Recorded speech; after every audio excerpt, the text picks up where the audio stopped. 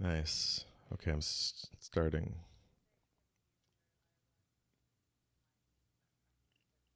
Wow. Thank you, Claire.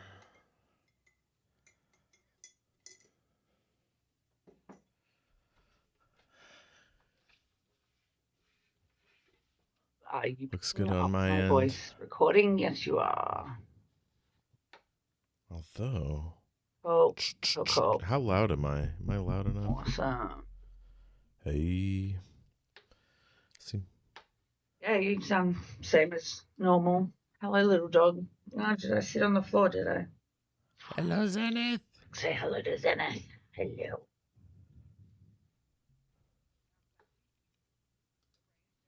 Good girl. I'm glad we arranged everything around my dog sitting schedule. I think we would have had a lot of dog barking interruptions if I had had the three of them here. Because they're all little like her. She's the biggest out of the three. And the other two live in a less urban area. So they will go psycho at every single noise coming down the street. She does too, but she's a bit more used to it. And the they all set each other off as well. If one of them starts barking, then all of them go. I love little dogs, but the barking is a lot.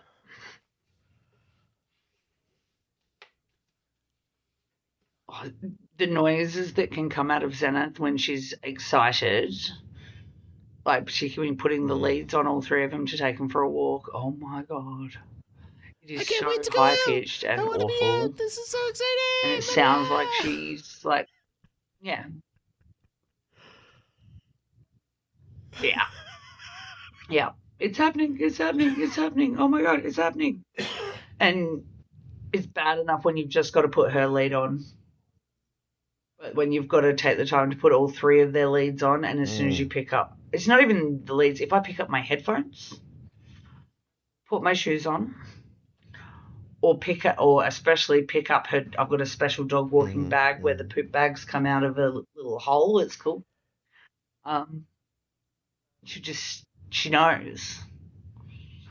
So that's when it all starts, and she just becomes this little wriggle monster that you can't get to hold still, making these high pitched squeaks. And it's like, calm down, dog. Once you're out, as soon as you're out, she's fine. But that little couple of minutes where you're getting everything organized, I have to do it in a very specific order. Even when I leave for work in the morning and she's not coming with me, I'm very careful to put my headphones in my bag. And then as soon as I get out the door and lock it, I then put my headphones on. Because if I put my headphones on while she's in the house. Oh, boy. Oh, boy. Mm-hmm. Too smart. Yeah, we should do this. Okay. Should we do this? You're listening to the great and secret knowledge. You'll clap. Oh, yes, we should clap. 3, 2, 1. Okay. You're listening to the great and secret knowledge, a speculative fiction podcast. I'm Jeff. I'm Jessie. Hey, Jessie. How you doing? I'm pretty good. I can't believe we're at the end. I am freaking out. I've seen it 3 times now, and it gets better every time. There are multiple points where I cry. I understand that a lot of people have serious issues with it, and I get it. And we'll talk about those surely. Oh, yeah, we will. I keep finding more to love, which is a good sign. I wish I could say the same. It's been that way all season. Oh, okay. I wish I could. I've been that way with every other episode, right? Every other episode. And I don't know whether I've read too much online or whether I try not to let other people's opinions influence me, but when I was rewatching it last night, I was picking holes in it, and with things I wasn't happy about. I've done more notes on this episode than any other, including like almost a full page rant which I won't read verbatim, but we'll get there. Well, I just want to say that, like, when we finished Piranesi, I was thinking about this today. I looked at all the 1-star reviews and like read some of them. Can't do that for this, obviously. So it'll be good to have some criticism, that's pretty extreme. Because, yeah, I mean, it happens. Like, when a man writes stories about women. I'm glad you figured out where my rants are coming from. I didn't want to assume, but I mean, No, you are correct. That's the thing a lot of folks have had issues with, is how Belinda and Poppy was handled. Those are where a lot of my issues lie. Also Anita. Anita being put on door duty, but not just being put on door duty, but like her not like having personal moments with people because she's busy saying I'm hotel staff. Yes. A little odd there. The hotel staff thing was less of an issue, was that. So the issue I have is that first of all, the implication that Anita was in love with the doctor really bothered me. Really? To me, I always felt like that you couldn't help but fall in love with the doctor. I don't like it when they fall in love with the doctor. I don't like it. Didn't like it with Rose. Didn't like it with Martha. Really didn't like it with Clara.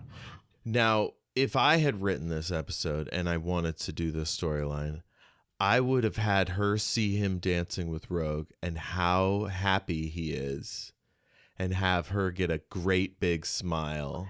That's how I interpreted it. I want that, and I'm glad he has that, right? Like, that's, to me, that's like a mature love. And for a woman of her age, I feel like, she should have grown out of this. But at the same time, I did recently fall for somebody who was engaged.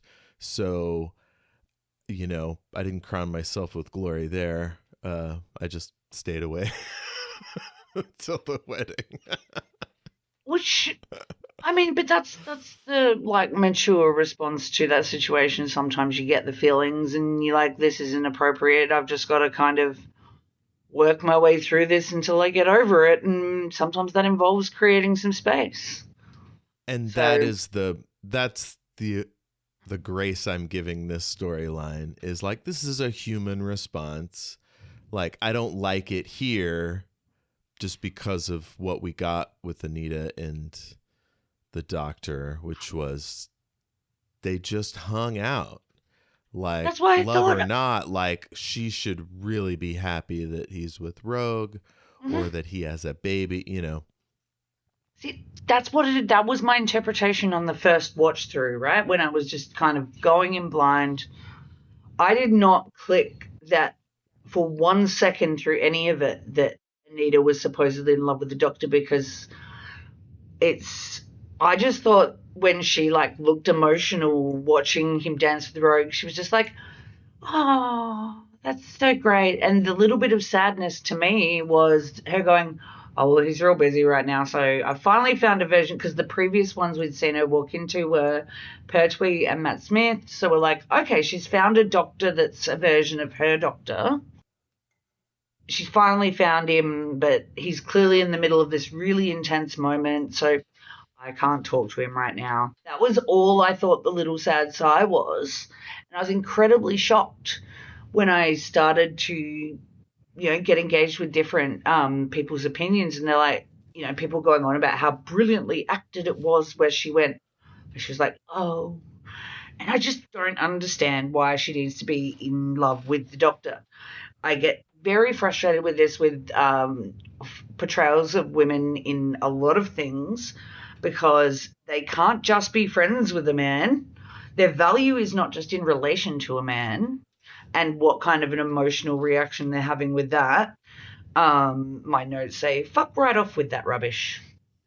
So I didn't interpret it in that way. I thought she was just quietly pleased and happy for him dancing.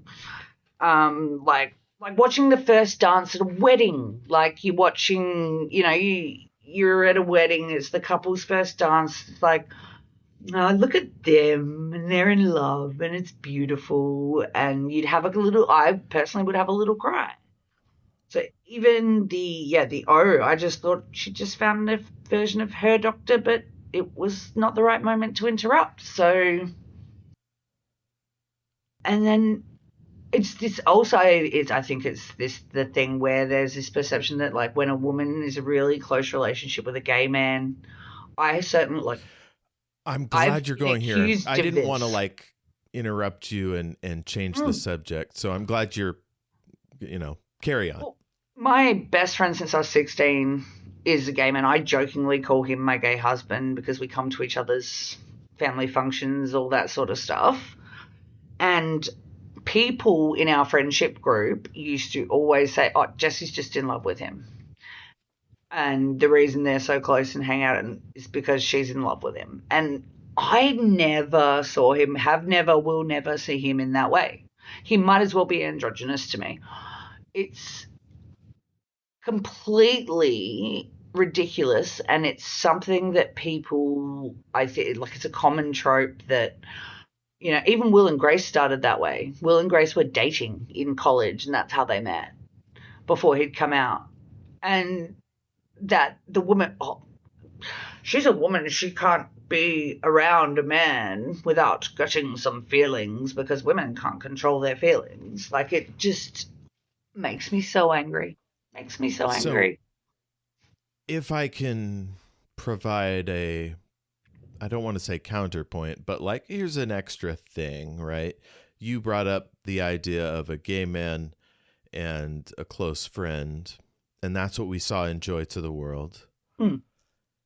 Is it possible that this plot line of Wish World and the Reality War include some of Russell T Davies' story or history or somebody he knew, a gay man in a marriage with a child, or a gay man with a very close female friend that like pined for him and then ended up getting a baby with somebody like 1,000%. If you've not watched, knowing, because it could just be, oh, this is a thing people experience, I'll write it in here without thinking about it too much, which is damaging, but it could also be this other stuff. I think you're 1,000% correct. That actually occurred to me because I have been watching Queer as Folk, Russell's show from the 90s. And the core relationship is two gay men who are best friends. One of them's outgoing, gregarious, total player, charmer. Everybody loves him. And then there's the character that's based on Russell because it's very autobiographical and he's spoken about this. The character that's based on Russell, the one watching Doctor Who in the screenshot I sent to you, um, he's very much in love with the charming guy. So, and Russell has spoken about how this show is very autobiographical for him, as kind of telling the story of him in his early 20s as a gay man in Manchester. It's absolutely, I think, something that's happened. He knows that unrequited love thing, and I think he writes it in because it is based on his own lived experience. So I think you're absolutely right there. I think and I wonder if there has been also maybe a woman in his life that has had goes in reverse as well.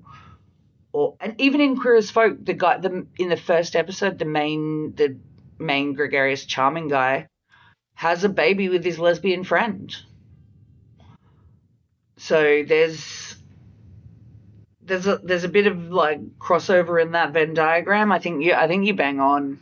Um, him writing from his own lived experience, but I find it makes me uncomfortable because it's a woman.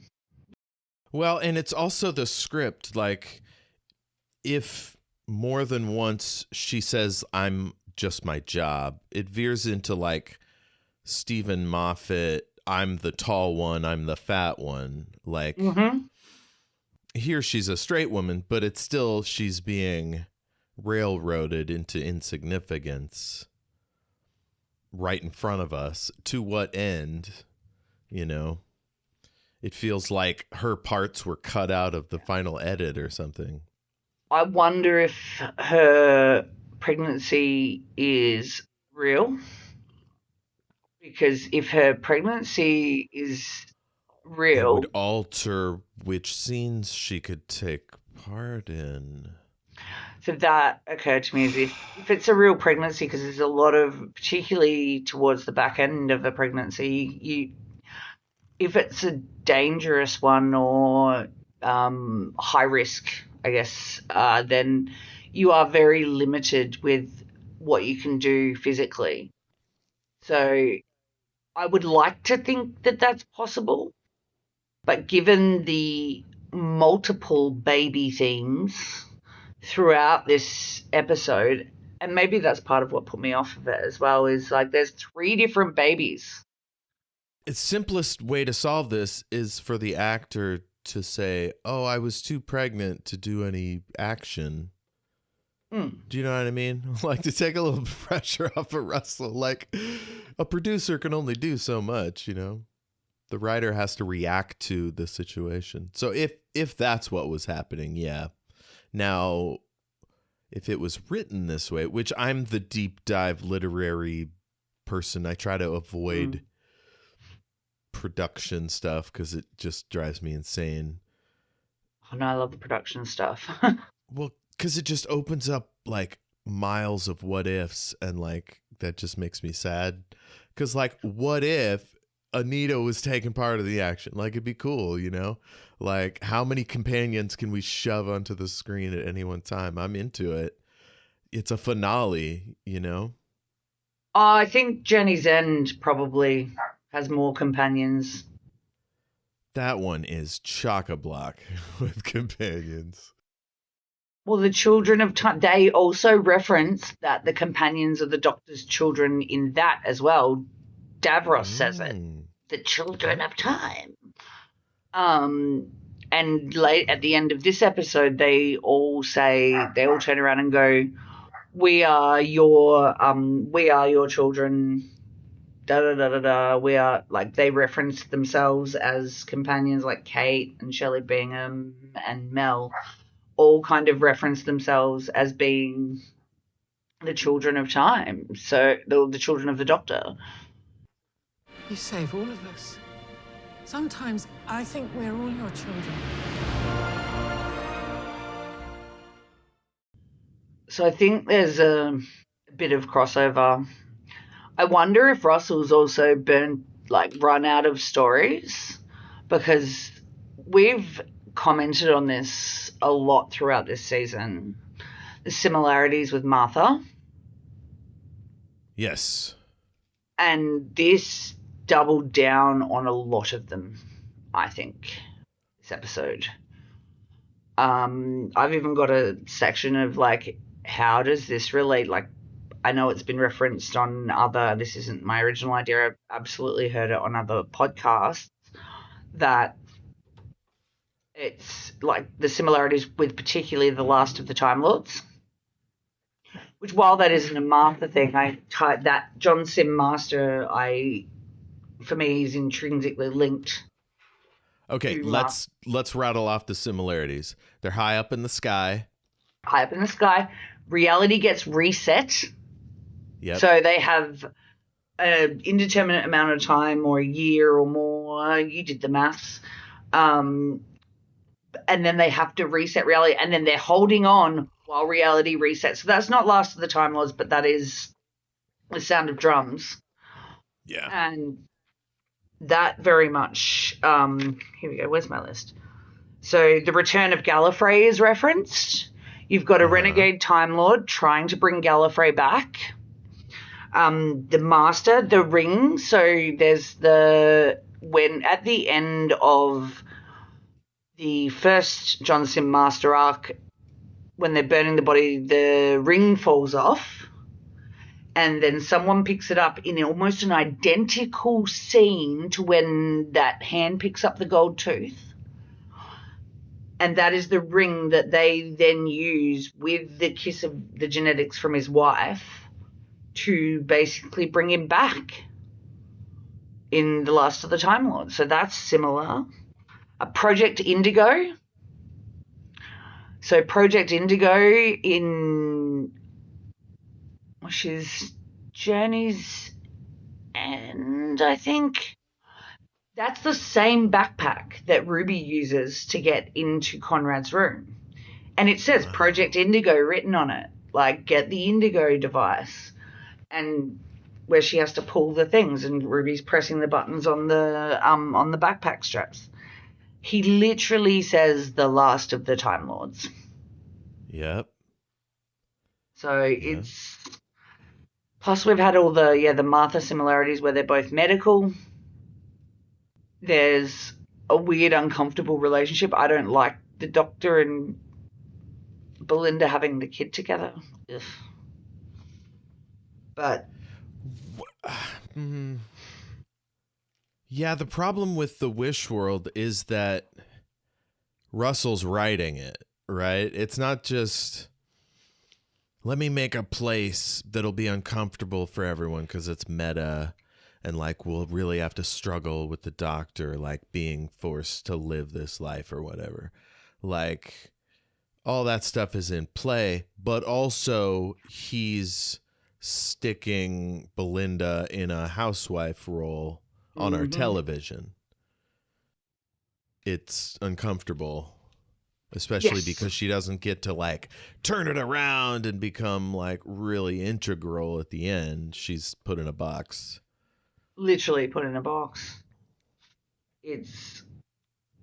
And she wasn't pregnant. She was fit as a fiddle. Not that you can't be fit and pregnant, but you know what I mean. But it's also the with the, like, we're going with the problems. If Poppy is real, then why have the scene in Wish World where she can't remember the birth? Because they can all remember stuff from like the... So I have an answer for this. Oh, please, I've got too many questions. I'm glad to be able to answer a single one. Because he didn't get the formula just right. I think he used up too much regeneration energy shooting the ceiling. Yeah. And he just didn't do it quite right. So it jumped an extra little track where instead of Poppy being born to the two of them, it was to somebody else. And all those memories flooded back in.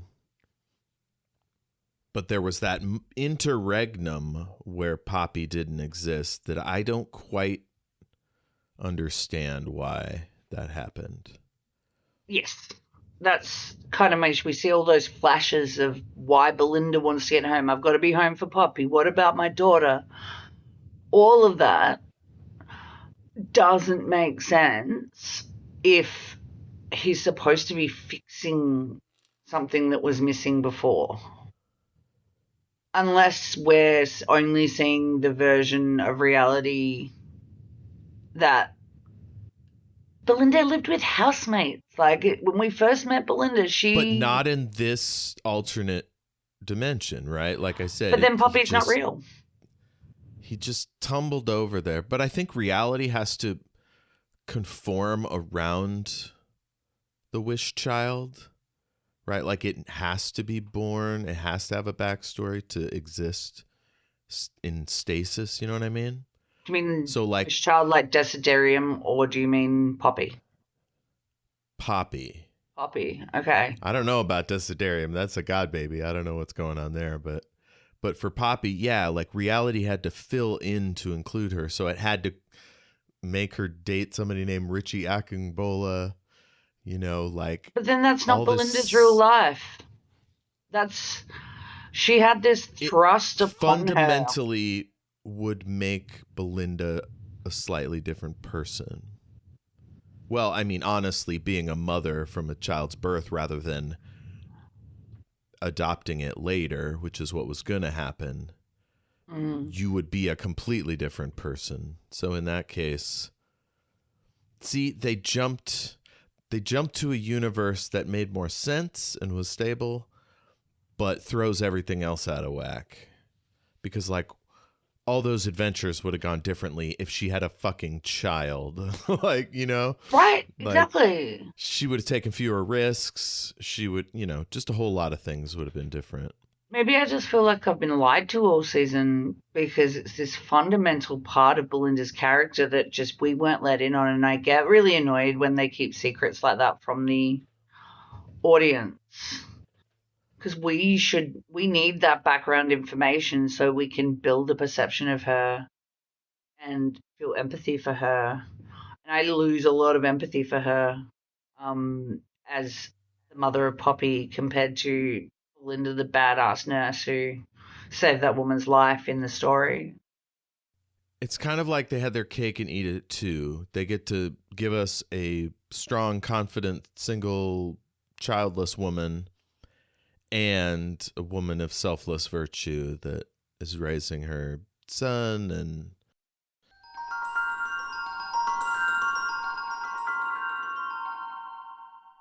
not a son, a daughter. You know, is friendly or whatever, but like we don't really know her. Yeah, this is like as a whole well, new person. Like Belinda as a because, mother is not the Belinda we know. and like I don't want to pigeonhole moms, but like moms are always different from single people because their life revolves around this whole other one to more beings. Mm-hmm. Oh, I get it. Like, I'm the only person without kids in my team at work. And there's just a shift in perception, I think. Like, I'm always the one that's like, oh, you've got to organize the thing because you know where places are and, social. And the person who used to do it no longer does it because she had a baby. Because now her world revolves around that. And so for me, and this might just be me projecting my own child free by choices, I wrote in my notes, they ruined Belinda's life by giving her Poppy. So that might be a bit on me. But Well, I mean, I think that's why they had her be so adamant that she was going to do everything she could to save Poppy before the forgetting. They really wanted to cement the idea that, like, even though she's a strong, single, confident woman, she absolutely would adopt a child in danger or, you know, a child that needs somebody. She would step up. well, especially if she's got the memories from the Wish World, she would have those like mother. Oh. Because she's Yeah, still she got the would. That memories. one day, anyway. Well, that one day, how many times? Would she remember those previous days? Well, some of them seem aware that the day is looping. That's a good point. Man, okay. Timey-wimey, wibbly-wobbly. Let's start at the beginning. Yeah, let's do that. These cuts come quick and fast. Sometimes we're switching between scenes every 30 seconds, so I'll just kind of rush through a lot of this. A door opens up in the balcony. It's Anita. She saves the doctor. After that, the Rani's like, a magic door. He's doing magic now? Which is what I said about her last week. I'm like, well, the Rani's magic now? Which I've figured out now. They were all wishes. I've figured it out. But it's, yeah, she's got like, yeah, she's got the, I don't know about the, I mean, Russell did say we were getting magic, more magic, less science. Mm-hmm. This year, or this couple, this iteration in WhoDIs. I'm gonna miss it all though. But we love Anita. I was very happy to see Anita. I did get a giggle for myself about the way they edited around her pregnancy until Like, they just didn't give her any full body shots, or if she did, she was slightly turned so that her jacket would cover the belly. So you don't even realize that Anita's pregnant for a good few minutes into their first interaction in that scene. And it reminded me so much of sitcoms when they used to have to hide a pregnancy and did it badly. They got the woman carrying around a big bag, basket of washing. Okay, this is a production thing. I'll try to rush through it. That suggests that they did not plan for her to be pregnant. Because honestly, the first thing I would see if I hadn't seen a friend for a few months and they're pregnant, I'd be like, are you pregnant? Like, whoa, baby. We got other stuff to do, but you want to talk about this thing that's happening? So, yeah, I agree. And I think, as I was saying, I think that's part of why she was stuck holding the door.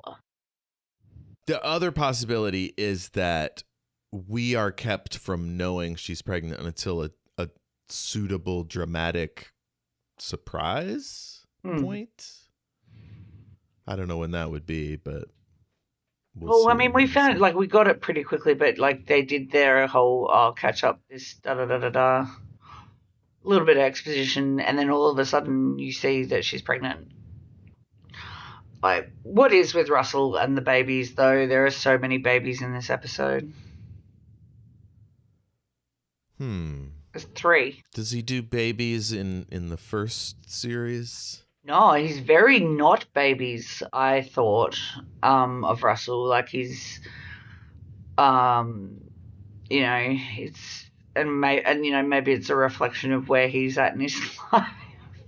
Oh, I'm sure all his friends and family have babies. If he doesn't, I don't know his situation. He doesn't, to my knowledge, and it's something I can't remember where I've heard him talking about it, but it absolutely is something but I always thought it was kind of like more on my team of like, why did you bring your screaming child to this restaurant kind of vibe. Yeah. But there's just a lot of babies, and I find it incredibly frustrating because it pigeonholes some of the female characters as like just she's there with the once they're a mother they cease to be everything else that they were prior. Yeah. I'm trying to think of other mothers in fiction that stayed active and involved in adventures. I can't think of any. Exactly. This is why I say giving her Poppy ruined Belinda's life. Because now she can't go travelling with the doctor. She's like... But then she contradicted herself with that as well. When she thought it was the doctor's baby, she was like, yeah, we're going to go on adventures. I'm going to show Poppy this. This is when they're in the TARDIS before she disappears. And we're going to show you, my girl's going to see the stars, blah, blah, blah, blah, blah. And I'm like, okay, I'm cool with that. But then when the doctor does the regeneration energy bizzo and turns back up at her house, she's like, oh, well, I'd love to take her with you, but then the shooting and the running starts and someone's going to shoot at her and it's my job to protect her from all of that. I had a thought about that, which was, could that be because she wouldn't want Richie to wonder where the hell his kid is at any given moment? Time machine. Do you know what I mean? Yeah, but if the kid died out in the middle of time and space, or if like, I don't know. I suppose it's easier if the doctor's the dad then. Right. And the doctor's immortal, like you presume that he could take more risks and... Well, clearly. But it is odd. It is unusual, the stark difference there. And maybe it's a difference between a baby dropping in your lap due to science fiction circumstances and a baby you've raised from birth that came out of your womb. I don't know. So baby that the wizard did it. Yeah, I imagine most adoptive mothers would say there's no difference. Well, there's a lot of science around that, the whole nurture versus nature thing. And I mean, they've really covered the adoption angle a lot over both this 2-season story arc. Because the entirety of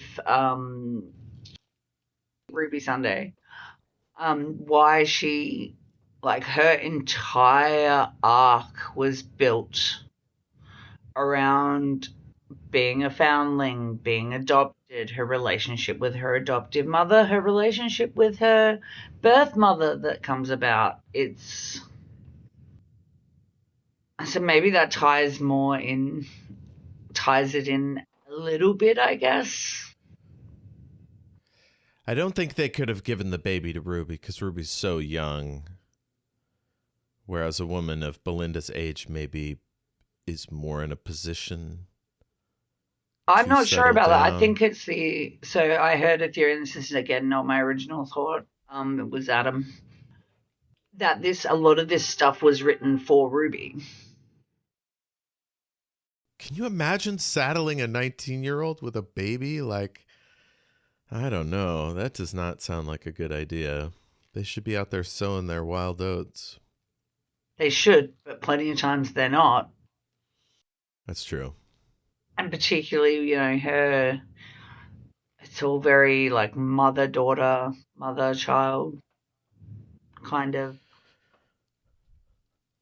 Okay, so in the future, I'd like Belinda to come back, maybe with like a streak of gray in her hair and like an adult daughter. Like an Donna. adult Poppy. Yeah, and have them do some stuff. I don't want to have to wait another 15 years. Like, we can do some movie magic, I feel like we're going to be. I hope we're not waiting 15 years for another season of Doctor Who. Ugh, Jesus. I feel like we're entering in like Wilderness 2.0, and I'm very upset by it. Like, I spent the whole time watching this episode the first time because I woke up, it was on at 5 a.m. here. I woke up to multiple text messages. I woke up to all kinds of things. Like, people who aren't even watching it going, oh my God, what the hell happened on Doctor Who? I know you're up to date. What's going on? Because they've just seen their feeds explode. And to have, it was hard because, like, waking up, and I'm used to it, but like, I thought, oh my God, this is it. All the rumors are true. The show's been axed. Oh, the show is ending. I thought potentially that I was watching the final ever episode of Doctor Who, and that was upsetting. And I'm still not sure it's not going to be. Well, I didn't live through the Wilderness years because I didn't become a fan until like 2016 or 2015 or something like that. So yeah, maybe it was later. Maybe it was 2017. Anyway, I do not want to go through it. It sounded like it was pretty difficult. Now, a lot of fans got together and made movies and audios and stuff. I mean, we have Big Finish. Tons of books.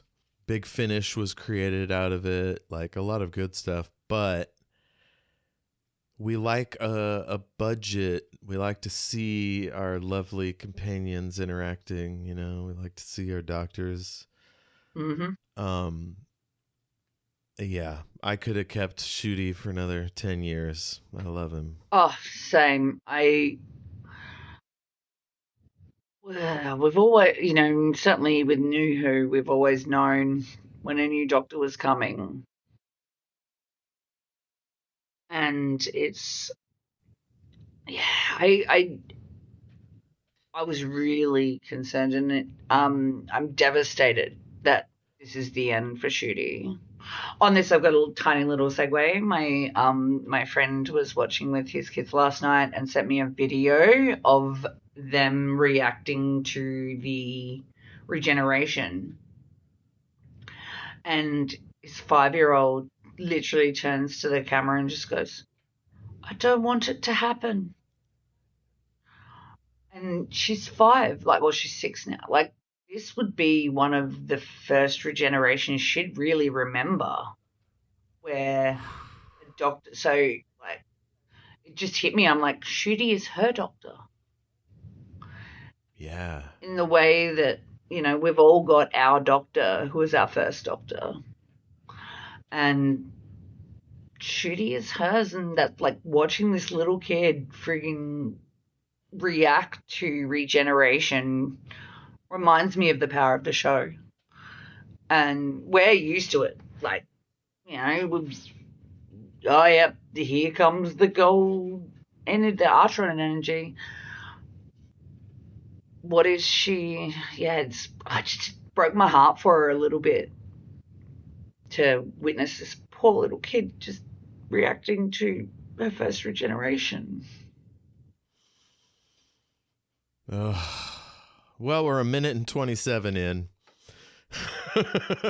Ruby awakes back in Wish World.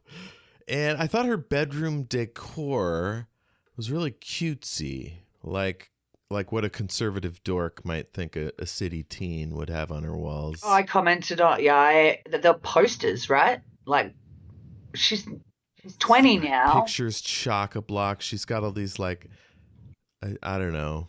It's all music stuff, I think, which fits what we know about her character, but it doesn't look very edgy or, I don't know. It looks more like a 13-year-old's bedroom, not a 20-year-old's bedroom. Yeah. Yeah. And I know it would have been the room she grew up in, but also, you swap your posters around, right? Like, even old mate in the Shawshank Redemption swapped his posters around. Yeah.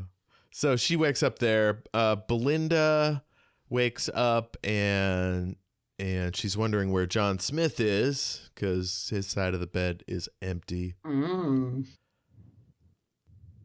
God, they have a lovely duvet. Did you catch this? No, I did not. Oh my God. The art direction this year has been absolutely top notch. Agreed. The color palettes and the way it's told part of the story is the art direction in this one. Whoever's done it, chef's kiss, amazing. 5 stars. Absolutely. All the way. Between them and the wardrobe. Which we get another stunner from Shooty. I love her. Oh, he's got that pinstripe suit. And it's a skirt. Oh, and his kilt. Yeah, his skirt later. Something about a man in a skirt, like, but it's not like cross-dressing, it's not drag, it's not trans, it's a man in a skirt. Yeah. And that's cool. Yeah, it's something else. Yeah. Like, we need to see more of that. Absolutely. So he's in the Time Hotel looking up at Anita. He remembers everything, and we get a flashback of his time with Anita, or like a montage kind of. I was so happy to see Matt Smith. I just was with live chess that I for a hot minute was like, are we going to get Matt Smith in this episode? Oh my God. Can you imagine Matt Smith's doctor and Shooty's doctor? They're like 2 of the highest energy doctors, but like they'd just be bouncing around going, ooh, ooh, ooh, being constantly amazed by things. I love that idea. I think they would be amazed by each other. Yeah. I wonder if they've worked together on anything. Not to my recollection, but there's still time. Can any show hold these 2 guys? I'd believe it. The right kind of show. It's they're both phenomenal actors, and you know what British content is like. It's like the same 12 actors over and over again anyway. So they'll probably be in something together eventually. Eventually, yeah. I mean, so many of our Doctor Who people have gone to Hollywood. and so they don't do as much British TV. Probably Matt Smith more than most. Like, he was in Terminator. He's in House of the Dragon. Helen Mirren is in Slow Horses.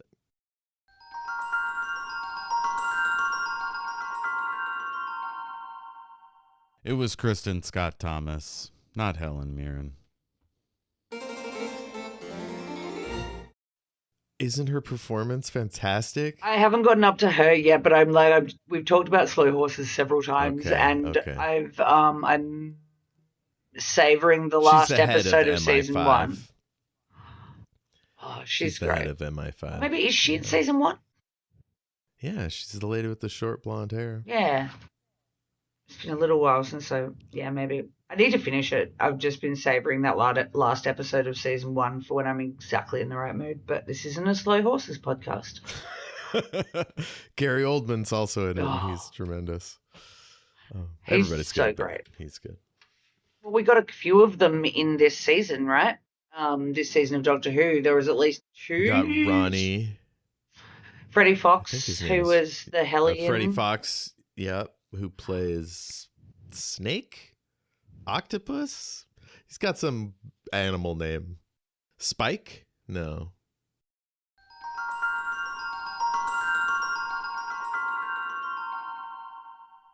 It's Spider. And then the tech guy who was the arsehole in the well. Yes, that's the guy. I think his name is Rani in Slow Horses. Roddy. It's Roddy. Yeah, I've not watched it enough times yet for it to have sunk in. I love the main female lead on that show. I don't know her name. She's got a Rachel Weisz vibe to her. Yes. Oh, she's in House of the Dragon as well. Is she? Yeah, she's like the friend turned enemy of Rhaenyra. Oh, the Queen. She's the Queen. Yeah. Holy shit. How did I miss that? Oh, it's not Helen Mirren. It's Kristen Scott Thomas. Oh, that explains it. Yeah, it's Kristen Scott. That's one like Helen Mirren's in that? Wait, what? No, Kristen Scott Thomas is amazing, though. Yeah. We got Brits that went to Hollywood, and then they occasionally come back and do British stuff. Although I guess Apple Plus maybe is Hollywood? I don't know. Do they make their stuff in London? Now I'm all over the place. Anyway, yeah. Someday we'll get our... I thought we were going to get Tenet. Oh, for sure. Once we get to the end, I'll tell you my alternate theory idea that involves 14, but... I thought we were for sure, especially from the moment the Rani bi-generated. I thought we were getting Tenet, and then Rose turns up, Donna's Rose. So again, I was like, oh, surely we're getting specials. Yeah. Surely we're getting Uncle Doctor, right? Like, it's... I think... I'm really surprised we didn't. And then I thought that screenshot of him on a Marvel set in his Doctor costume was maybe this was something tripped out and they'd filmed this and that. They were pretending they were filming that kind of... I'm very surprised we didn't get a 14th Doctor appearance in this situation. It doesn't take I much. would have had him in the kilt he wore at that function when he sang, whatever function that was. It was the BAFTAs. The BAFTAs, yeah. Yeah, that was incredible. And that's his favourite song. You've seen the video from the set back when he was filming Doctor Who. He spent a good couple of years there putting together all the different parts of the crew, all singing 500 Miles by the Proclaimers. Oh, my. But I would walk 500 miles and I would walk 500 more. I will do my best to remember to send it. It is something I watch when I just need a little bit of joy in my life. So it's, it's like cut to the art directors, cut to the costumers, cut to the catering team. And then the chorus is always with the cast. So you've got him with Freema Agyeman and Noel Clark going, I would walk 500, etc. Him with Donna, and there's one with like Bernard Cribbins, and I can't remember the name of the actor who plays Sylvia, but them all doing it together, and it is the most joyous video. And if you're just feeling a bit blue and you just want something to give you a bit of a perk up, this is the video for it. It is absolutely incredible. Wow. You'll have to put it, I'll send it to you, and you'll have to put a link in the show notes because everyone needs to see this. It brings so much joy because the Proclaimers are David Tennant's favorite band. So Nice. it's very, very good. There's a short version of it that I first saw on a reel, and then that I found the full video, and it is a thing of joy. I'm just sending you the link now, so you can give this. You'll love it. You'll love it. Should I watch this later or do this live on the air? I mean, you could do it live on the air, but watch it later probably. You won't be able to hear it, so it'll just be going, oh. I do have the technology to play something and like stream record of us so that you could see and hear stuff, but it's a whole different process than podcasting. Maybe we'll do a little flashcast special reaction video or something of you watching this at a later date. Oh, I love that. Listeners, tell us if you want to see and hear that. I'm just watching the start. People throwing pillows at the screen. Oh, that's fun. God, solidarity. That's what makes the dream work. Just workers coming together, being silly. And it shows me, I think, that like what kind of person David Tennant is. Yeah. He's just a good human. You can just tell. I will be there are very few people that I feel safe enough that they won't do something awful and get cancelled. And David Tennant is one of those. But Hugh Jackman used to be one of those. What did he do? Oh, he left his wife. He had an affair and left his wife of like 30 years. And has just been, carrying on this affair with with Sutton Foster, who he was doing a Broadway show with. And it was kind of one of those like worst kept secrets on Broadway that they were absolutely having it off. And then he'd been with his wife for like 30 years. They met when she was more famous than him. Wow. Deborah Lee Furness, and I always looked at them as like couple goals.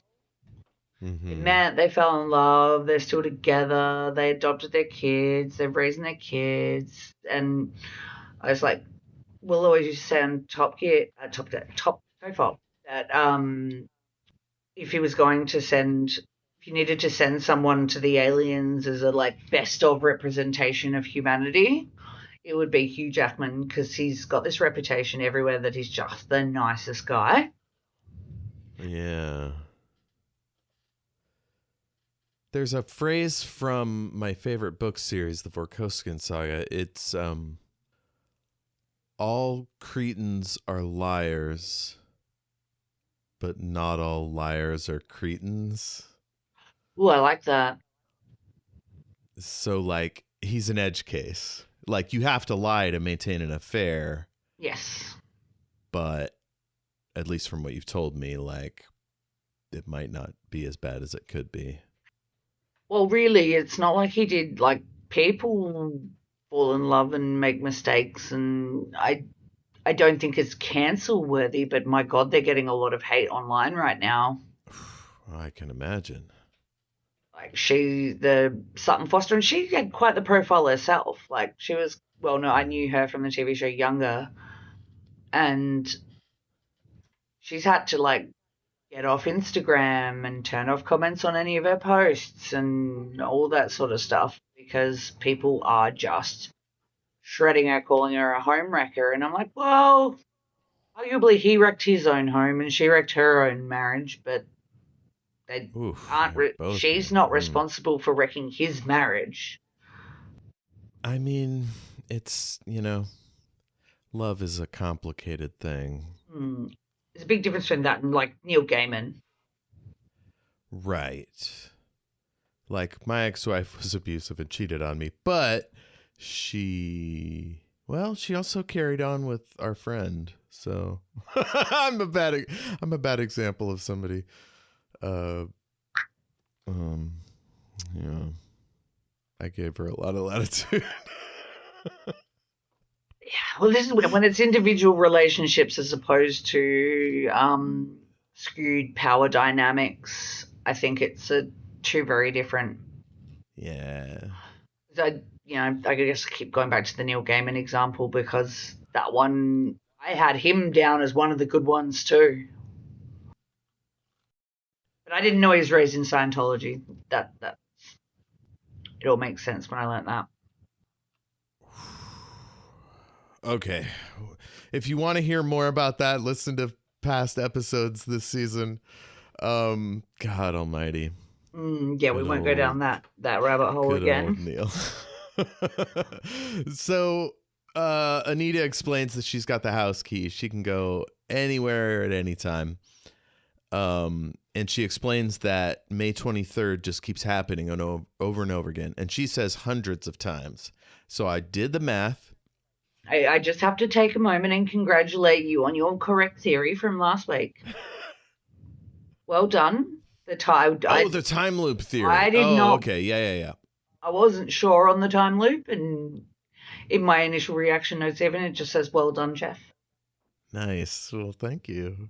It's good to be recognized. I'm just happy to be nominated, to be honest. If I could thank the Academy, my agent. Your correct theory award. She says it's happened hundreds of times. So I did the math. What that means is it's been as much as like 3 years, more or less, and about 2/3 of a year. So that'd be like 200 days. So a long time for the Rani to like tweak her experiment and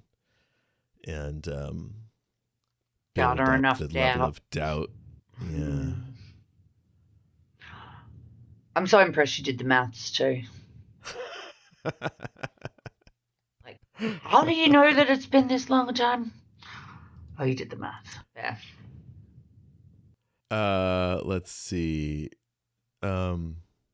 Well, wait a minute. I was criticizing that he didn't mention her pregnancy. As soon as he looks down, he mentions it. And that's where the editing I thought was very clever because there's a lot of moments where they're interacting before, and every time she turns a little bit, her jacket covers the belly, and yeah. And I've seen some pretty appalling efforts, particularly in 90s sitcoms, to hide a pregnancy. Mm-hmm. With Deep Space Nine, they just wrote it in. Oh, I like it better when they wrote it in. Least. They wrote it in Friends as well, with when Phoebe had her brother's triplets. That was her real life pregnancy. Interesting.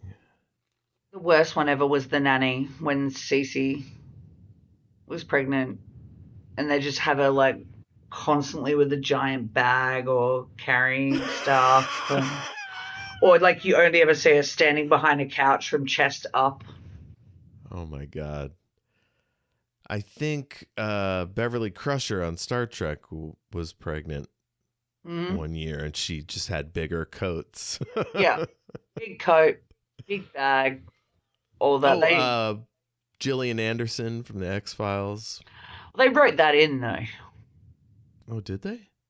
Yeah, when Scully had the baby, the alien baby that was implanted in her. It used to be my favorite show. I should be able to remember the whole pregnancy story. I think it was part of the movie, the Tunguska. Mm-hmm. I might, and I would trust your X-Files knowledge over mine. I wasn't allowed to watch it when I was young. You know who got a lot of shit done when they were pregnant was Frances McDormand in Fargo. Yeah, Right? she was did. pregnant in that one, yeah. I love Fran. And she's one of those actors. If she's in something, no matter how crap it looks at first glance, I'll give it a crack because she's usually brilliant and she makes good Nice. choices. Because she's married to one of the Coen brothers, right? Oh, is she? Yeah, that's why she's in all their films. I see. That's fun. I love it. Nomadland, amazing. Yeah, no, there's been a lot. I'm trying to think of there was one where they wrote it in, and I can't remember what show it was. The character ate a whole lot of hot dogs, and then stood up and was like, and it was their actual pregnant belly. It wasn't Scrubs, was it?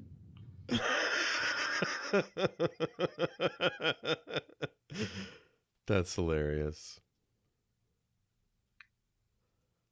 Oh, I know what it was. It was How I Met Your Mother. It was Alison Hannigan when they hid her pregnancy, and then they did this Lily entered a eating competition, and she stood up and she won, and they used the shot of her real pregnant belly to imply it was full of hot dogs.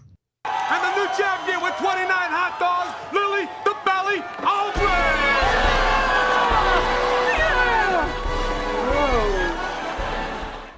That's hilarious. So the hotel's shaking. The doc explains that it's probably being affected because the Earth is trying to be destroyed on May the 24th. Explains the Rani's plan. And next we go to Flood and the Rani. Oh, the TARDIS is missing. I guess I skipped all this stuff with Anita seeing the Doctor's life. Well, we already talked about her seeing Rogue and how very angry that made me. I have a full page rant. Do you want to give us that rant? I've given you most of it. Happened. I've given you most of it. Why does Anita need to be in love with the Doctor? Can't a woman just be friends with a man? It's fuck. Their value is not just in relation to a man. Fuck right off with that rubbish. I didn't even interpret the glance of the sad face as her loving the Doctor. I thought she was sad for the Doctor because she knows Rogue's fate, or that she was just quietly pleased and happy for him dancing with his boyfriend, crying at the first dance at a wedding. Even though, and I don't know whether that's me projecting a certain amount of my own personal experience of why can't a woman just be friends with a man? Yeah, I don't know. Some people aren't very enlightened. I could blame patriarchy, but, We can't blame them for everything, but Well, when it's not patriarchy, it's capitalism. Exactly. Or just some evil piece of shit. Yeah. The Flood and Rani are expositing about their plan. The Seekers have fixed the location. I don't like What do the you think of the Seekers. Seekers? My actual note, word for word, says, Seekers are dumb and I don't get it. To me, they're like people genetically altered to do research. Like they're like robot people. Like Suki in what's the name of the episode with the Jagrafess and Simon Pegg? Satellite 5? Yeah. When they're all chipped in and when they get promoted up to floor 500, they're basically dead, but they're like on the computer. Or the children in School Reunion, where you've got the little kids who they're all at their desks. Yeah. So it was all that similar imagery, but I didn't get enough about. I mean, you could have had the Vlinks doing it. You could have had... It might have actually given a reason for the Vlinks to exist. I hate the Vlinks. The Vlinks is dumb. Vlinks is definitely dumb. We're probably going to get more of it on the war between the land and the sea. I have a really out there theory on the war between the land and the sea that I'm praying is true, but I don't think is true. That it's Before you say anything, I just freaked out. What if this entire time it was just season 3 of Doctor Who? That's the theory. That is the theory. That would be amazing. Just the flux drops in the middle and like, yeah, I think amazing. like I'm hoping that this is true because 1, Sea Devils, 2, it's Russell Tovey. Now you haven't read The Writer's Tale, but Russell T Davies has this massive crush on Russell Tovey. So he talks about in the emails what he is doing to actually, like when he first cast Russell Tovey and he thinks how beautiful he is as Alonso in the Titanic. Midshipman Frayne. Midshipman, that's Russell Tovey. He also cast him in Years and Years and another TV show, the one he did about werewolves. That's the only one I haven't seen. Russell Tovey's in that as well. So if he was going to like pull in someone to pretend to be the main person on a spin-off that was actually a cover for recording season 3, Russell Tovey makes sense. Same with the main female, I believe, in it is Martha's sister. Oh, Gugu something. Hello. Tish. You look great. No, Yeah. she's just Tish in my head, but... God, that would be pretty amazing. I did see somebody trying to defend the situation with Disney by saying, hey, they contracted to do 2 seasons and a spin-off. Like, what do you expect them to do? God, wouldn't it be great if we did, when none of us are expecting a Christmas special, none of us are expecting any new Who for at least a couple of years, and then they just drop a season on us that they've been recording without people spying on set, because half the stuff that happens these days gets spoiled. There was footage of Tennant and Catherine Tate filming a year and a half before the specials aired. We knew we were getting some Donna and some Tennant situation. My theory at the time was that it was, yeah. You can't hide the TARDIS, though. The TARDIS is all over a Doctor Who series, right? What if they film those scenes indoors? Like it's parked somewhere so we don't need to see it out. Yeah. Because half of the fun of the TARDIS is the weird locations it's in. And we've seen many an episode where they have to quickly write the TARDIS out. Like Interstellar Song Contest. The TARDIS gets blown off into space and we don't get the TARDIS back until the very end of the episode when some workman in high-vis just comes up and goes, oh, we found your blue box. Okay, well, this is great. I like this. I think it's highly unlikely in the production environment we're in because, like, there can't be a single Dalek or a Cyberman or Billy Piper or David Tennant, like there couldn't be any recurring people because word would get out. So it'd have to be very contained. But the argument against that is what happens at the end of this episode. Well, this is easy. She can do this from home, like it almost looks like she did. Like it's, But or do you mean like the quick change last couple scenes, like the one with the 13th Doctor and... No, I meant, well, we didn't know, like, if we're going there, I did not hear a single rumor about Jodie returning in any way, shape, or form. I did hear a Billy Piper rumor. Okay. I heard the Billy Piper rumor and dismissed it as stupid. And we'd all heard the David Tennant rumors, but Yeah. yeah, so I think it's feasible. Like you could do it because I screamed Jodie, and the irony was I was sitting there watching it with my friend who is named Jodie. She destroys it this time. I mean, Shooty is great as always, but it was just in the pocket. It was like she had just done this. She had the mannerism, she had everything, and I've watched Jodie Whittaker in a few other things in very different roles. And oh yeah. Every time I see her in something, she is a different character again, and I don't sit there going, like, for me, the mark of a good actor is I don't sit there going, well, that's just Jodie Whittaker rolled out in another doing her shtick. Like, where it's the same thing over and over and over again. Whereas that moment where she hugs the doctor, like, I wasn't going to do that anyway. Like, that was never going to work.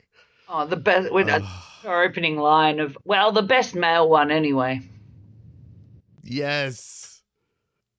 I'm so happy that we got something of her so people can't just dismiss her era in their own headcanon. Like, she's there.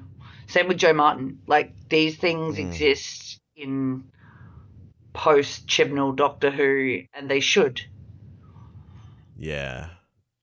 She's phenomenal. Gosh, I would have loved seeing Joe Martin again. I thought that's who Poppy was going to. Or I thought when Shooty started regenerating, I was like, oh, now we're getting Joe Martin. Ooh.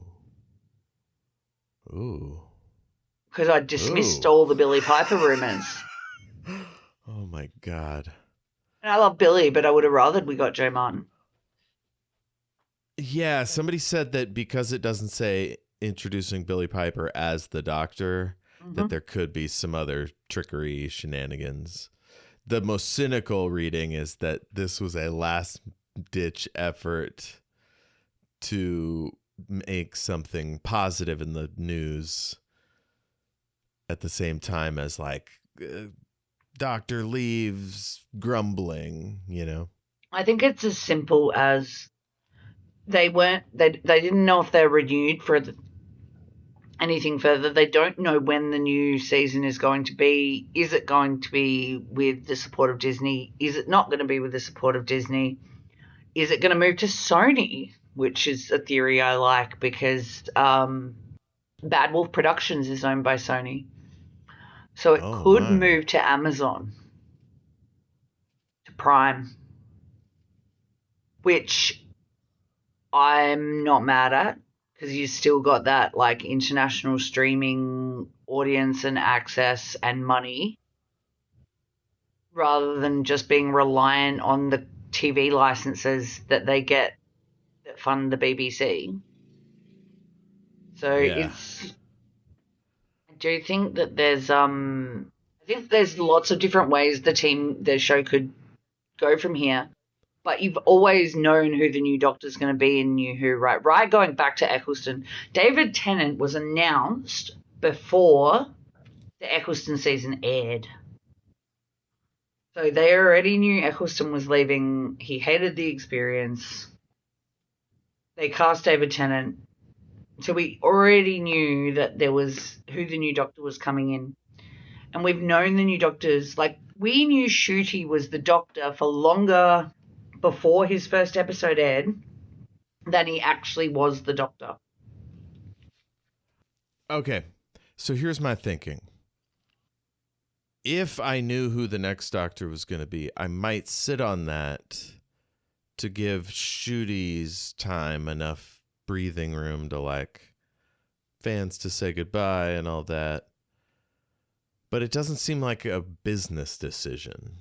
It seems sentimental, which is not what TV production is about. They needed him. I think this is better than an open-ended regeneration. Like, finishes with Shooty regenerating, we don't see who the new face is. I think putting Rose in was a way of going, we haven't really cast a new Doctor yet because we don't know what's happening with the show. So we can have him regenerate into someone that people are going to be, I was about to say excited about, but I'm going to rephrase that to have feelings about, without actually having to cast the new Doctor yet, because you don't know what the new production is going to be, and Shooty's getting too big. This is what happens with the Doctors. They get too big for the role, and they get a career somewhere else, and they don't want to be sitting on hiatus, not being able to take film roles, not being able to do this or that, because they need to be available in case in case they do pick up a new season and they want to kick off filming. Yeah. Well, we keep derailing, rolling into production. Where are we? We're up in the sky. That's exciting. Flood says of Omega, quote, our Lord and Master, which, what? There was so many master references, because she also refers to Archie Punjabi's Rani as the mistress. Yes. So maybe Mrs. Flood has just become subservient over the years or something? Or is this a sudden change? I'm just so confused by this idea. Like, maybe if you bi-generate, your previous person just sort of goes limp. Well, I would say that's maybe accurate. because the 14th never got involved. Like, of all the doctors to get involved, the 14th should have, swung on by. Well, the moment they bi-generated Tennant into Shooty, I felt like from that moment on, Shooty was the Doctor. Yeah. And I found it a very, very brilliant way that their performances bounced off each other. We went from, because David Tennant's always so dominant on screen as the Doctor, and it was like he just took a step back, and Shooty took charge from the very second that they bi-generated. And so I wonder if there is, because I'm assuming with a bi-generation, the prior one, they can't regenerate again. Otherwise, you're going to have dozens of Doctors and dozens of Rani running around. So that's kind of the end of that. They get to, live and die without regenerating. If that was true, I would never go anywhere in the TARDIS. It's too dangerous. Maybe that's why he didn't get involved in this fight. Like, he's just having a cup of tea out the back of Donna's house. Huh. Weird. Okay. Well, I'll allow it. Yeah. But then what? But then that makes the choice to kill off the Archie Punjabi Rani stupider. Would it make more sense to eat the Mrs. Flood Rani? This is the thing. It's causing problems for a future writer. Mm-hmm. Like, does Flood instantly just become the Rani again with all her regenerations? Or is she a vestigial arm, no longer immortal, that's just like, well, maybe I don't need to rule the galaxy or anything? It's like the other Tenant Doctor, the Dr. Donna Doctor, that's on the other dimension with Rose. Yeah. Because he's not going to regenerate, and that was grown out of the hand with the meta crisis. Well, that just makes that character so neutered. I don't like the idea that they'd no longer be immortal. Huh. It's a massive plot hole. Well, it is or it isn't. Like, it's either like What it means is if we want the Rani back, it's got to be that this Rani comes back to life. Because Flood is just like, Leftover. old news at that point. Yeah, leftovers. It would have made more sense to have Omega kill that Rani and then have the Archie Punjabi Rani be like, Fuck it, I'm out of here. yeah, I'm out. Bye, I'm out. Yeah. While we're talking, actually, this comes up, and I think it's the time ring. The time ring, yes. Your recall of the classic series is far better than mine. Is that a thing that's been mentioned prior, or is this just new space reasons? I believe the Master was using a time ring at one point, or maybe Barusa, one of the Time Lords, was using it to get around surveillance, because apparently the Time Lords could surveil TARDISes. Right. But the time ring was like, I don't know if it was in the Five Doctors or what, but I'd have to look it up. I've only seen a lot of those episodes once. But yeah, I believe it was used to get into somewhere that the TARDIS couldn't, or something like that. Because it's apparently how the Rani avoided the wipeout that the Master did. Right. Because the Doctor asks her, how did you survive? Actually, she said she said the just time ring. did it. Oh, she said the time ring didn't it? She said the time ring. Interesting. I didn't know it had that kind of power. No, and that's what made me wonder, is it something that existed prior that I can't remember? Because we know my, a lot of my classic series watching was 30 plus years ago. Right. So my recall on it's not great. The first time rings were worn on the wrist. Later ones were worn on the finger. Once time rings became more compact. After the genocide of the Time Lords by the Spy Master, the Rani used a time ring to travel through time and space, as the Doctor's TARDIS was the last one in existence. Hold on a minute. 14 has a TARDIS. I guess we're just leaving that out. It's too complicated. That's off of TARDIS fandom. Well, the TARDIS wiki. Yeah. While we're clarifying plot points and did they exist in the past, the genetic explosion they keep referencing that somehow resulted in the Time Lords being sterile. I've got notes about this. Oh, please, let's go there. Please, because it does my head in. It's got to be a result of the death particle. But my question is... So the death particle, is that the thing that the Master used to wipe everyone out, or is that something from a prior classic series that I can't remember? No, it's definitely the death particle, because the Master did it and wiped out all of Time Lords. The Sasha Dewan Master. Yeah. Okay, cool. But how do the Rani and the Doctor know that they're infertile if there are 0 other Time Lords? So there's not a doctor gynecologist or whatever. Do they just know in their bones? They must do. So my theory on it, are Shobogans sterile? Or is it part of the damage that Tecteun did after splicing timeless child DNA to make the Time Lords? Well, to give them regeneration.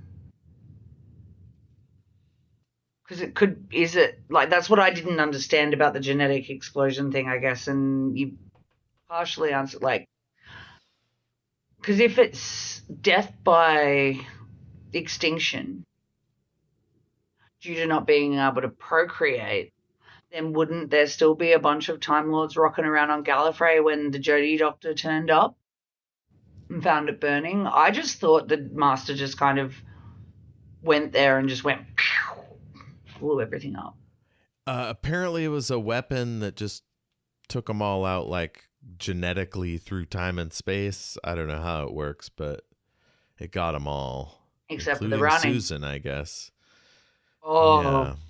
the fact we got no resolution on Susan is what leads me back to the conspiracy theory that the war between the land and the sea is a cover. that we'll get more Susan. There was no point to Susan other than for Russell to troll the internet. She did nothing. Well, that's a point. That's something. There's no he would in-story do. point. Like, we got no resolution. I thought of it as like his conscience, but if it was his conscience, surely she would look like she did last time he saw her rather than an old lady. Correct. Interesting. What I mean, Well, this episode, more questions than answers. We are 5 minutes and 28 Oh my seconds God. into this thing. So Anita shows the doctor Poppy's room. Belinda woke up without him. So I noticed that the closeted life metaphor is really strong here. Mm-hmm. Anita's like that supportive friend that helps a closeted person come out. But yeah, I haven't seen that process happen myself, but I do know people that have served that role. I mean, I guess I did that sort of from afar with Ash on Shattered Worlds RPG, but they did most of that work without me, or without the show. Like, for a couple of years it took for them to come fully out. Yeah, it's a challenging thing, and being able to come out starts with one positive reaction. Like, I got sent back into the closet as a bisexual big time by being outed in high school by someone I trusted. So it's a big trust exercise, and it builds strength the more positive reactions I think you get to it. Because you're very much left vulnerable if you're outed voluntarily. Oh, yeah. It's like an awful, awful thing to do to someone. Well, I'm sorry that happened to you. Ugh. In this case, the doctor just does it up. It's like, finally, I'm going to tell my wish wife that this is me.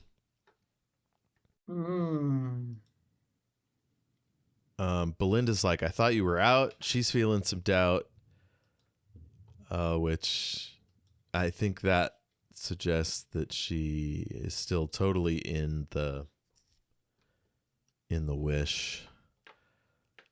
So Daddy comes down, and it's almost like he has a perception filter on or something, because all of a sudden he's in his doctor getup with the skirt and the pants and all that. Or did he turn his coat into it? I don't know. It was magic. Yeah, I don't think we saw. I think it was just suddenly in the outfit. Certainly, though, I noticed. I was like, oh, he's wearing the skirt.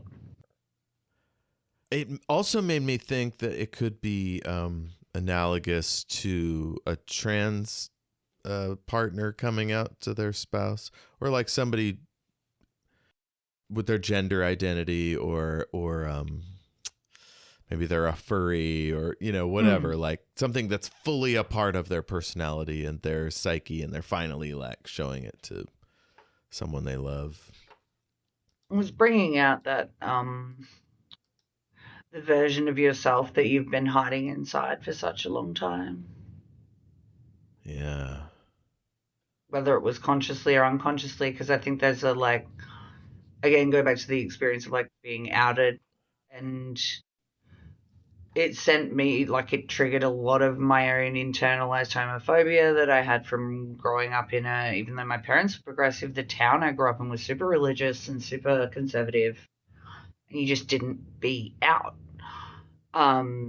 So, dating, and this is the hard part with it, being a bisexual, you've got to come out time and time and time again, especially if you're dating in a heteronormative way. So, like, I had, long-term male partners. So I just was like, well, I guess I'm just over here being straight. And it wasn't until I became single again that I kind of had to come out all over again to all these people in my life who I absolutely trust and was cool with, but it just wasn't relevant to be like, oh, I'm bisexual, by the way.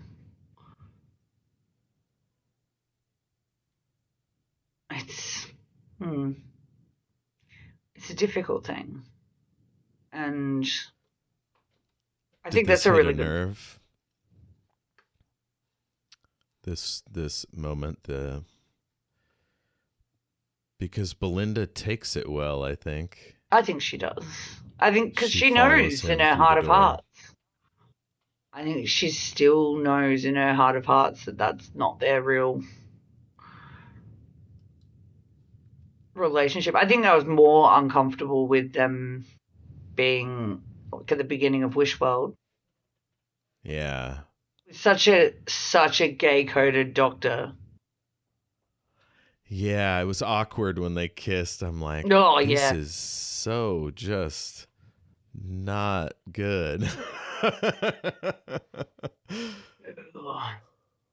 Like, it was perfectly performative and fake, as it should have been, but it was unsettling. But then the ongoing conversation that they have a baby together. Mm-hmm. And we know that, like, a wish was involved, but still it, like, makes us think, like, they had an awkward sexual experience and had to get married. Like, it's... I don't like thinking of the Doctor as particularly sexual. Yeah. Especially with a human. Like, maybe with another Time Lord it makes sense. I guess that's why I'm okay with River Song.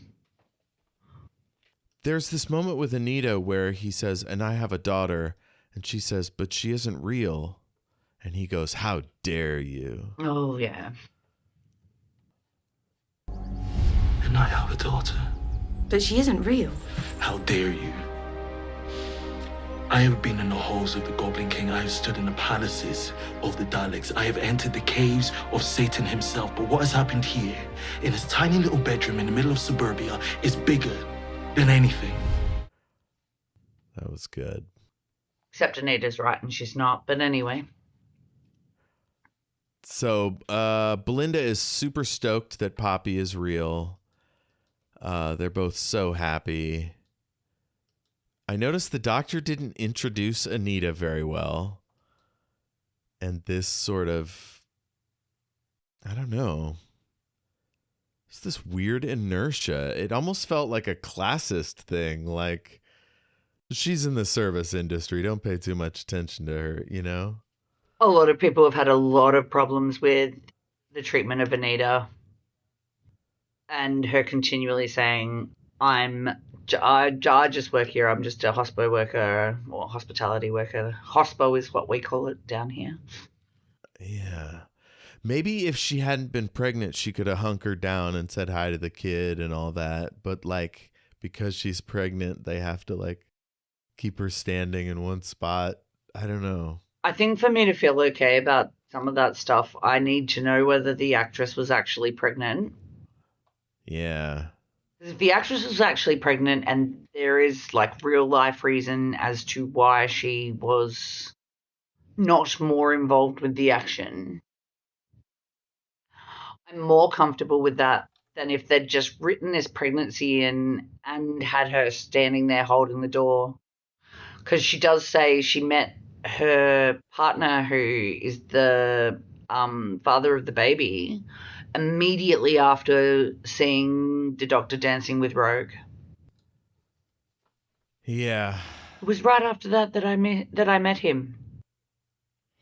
So, according to somebody named Tian on TARDIS Guide, I saw on Instagram that the actress who played Anita was pregnant when she played her in the episode. I think that explains why she had a maternal role in this. I'm so much more comfortable with that than if Russell writing in a third baby. Yeah. Between Poppy and Desiderium, no. That's more than enough. babies Honestly, for me. I think it all would have been solved if she had said, yeah, I met Ricardo. He's a 7 foot tall squid fish or something, like just take it a little bit out of the realm of this is a human woman. Like, we can't let her do anything when she's pregnant. I don't know. We need more distance. Or just a big sign that said the actor was pregnant during this film. No, I like your idea about it being like a cross species, which makes it then you could go, well, I can't do much because, it's I'm the baby I'm brewing. It has a time head. Yeah. What are you going to do? Exactly. If I do too much, a squid arm's going to come snaking out or something. Yeah. Or I'll turn into a star. Yeah. Oh, God. Yeah. So the doctor didn't introduce Anita very well. Belle is worried that they'll lose their child. She says, please tell me our daughter is safe. And he says, we'll fight like never before to keep her safe. Is she safe, Doctor? Please tell me our daughter is safe. She is in danger, but we will fight, Belle, to save her. Fight like never before. Fight like never before.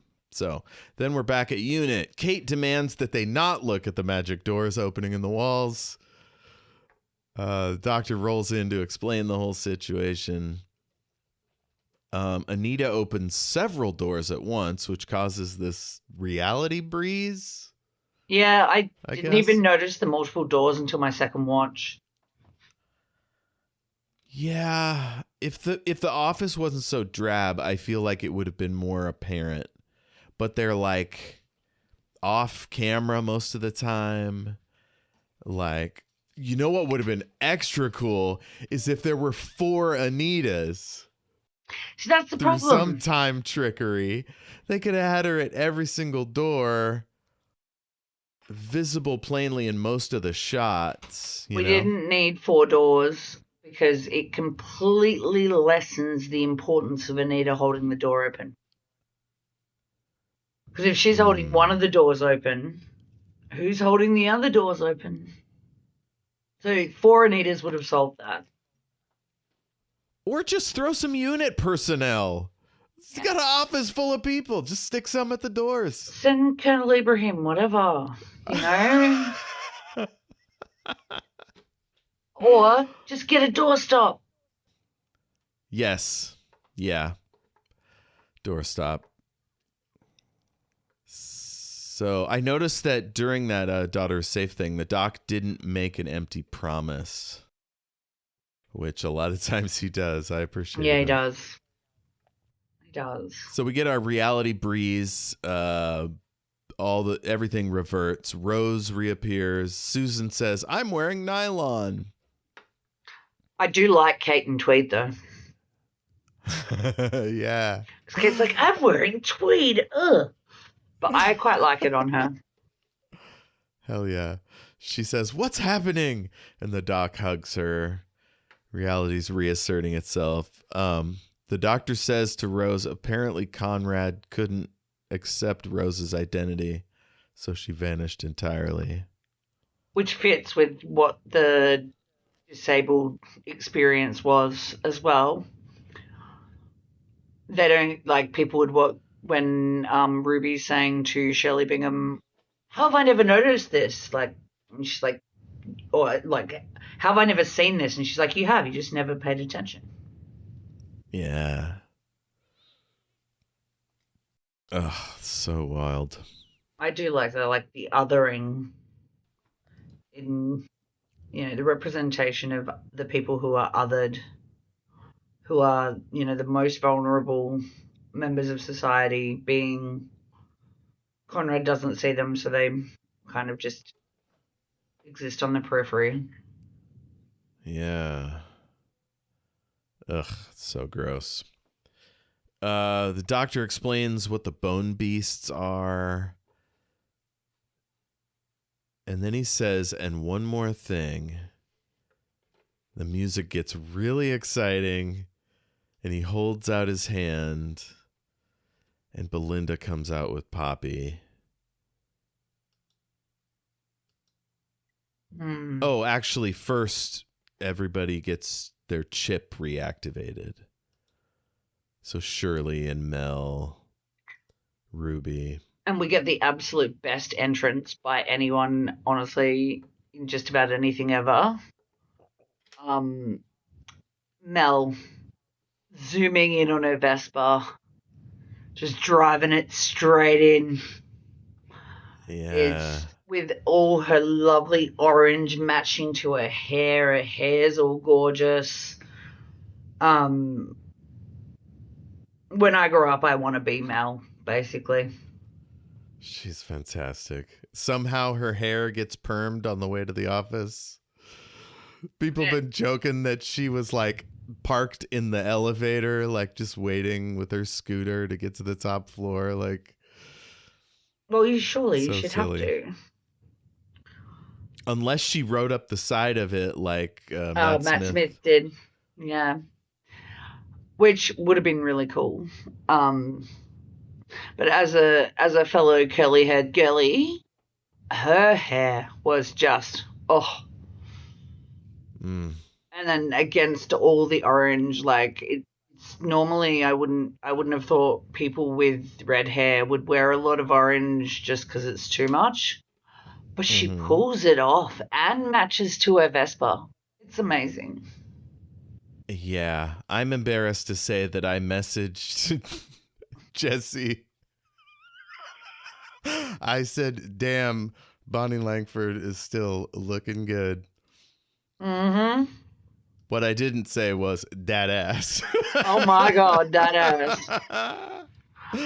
Oh, shit. It was implied. And that was the first time I came out with I want to be Mel when I grow up. She's so great. Like actual life goals, like where she was just so, she's like, I was a housewife. Because to me, that's like as a career girl, like that is my worst nightmare. Yes. I skipped over it, but there was this moment where the doctor, after he tells them about Poppy, he has this supremely unhinged grin. And I was like, I love that. I'm not a dad, so I don't know what that's like, but I could relate. Like it seemed feasible that top of the world, like get to know my baby. Well, as I said, like being a single mum's my worst nightmare, but being a dad doesn't seem too bad. Less work, huh? A lot less work. So Val, they're down at the tent city, and Shirley's going back to unit, and Val's like, I don't understand. Where are you going? Where are you going? Me? I want to save the world.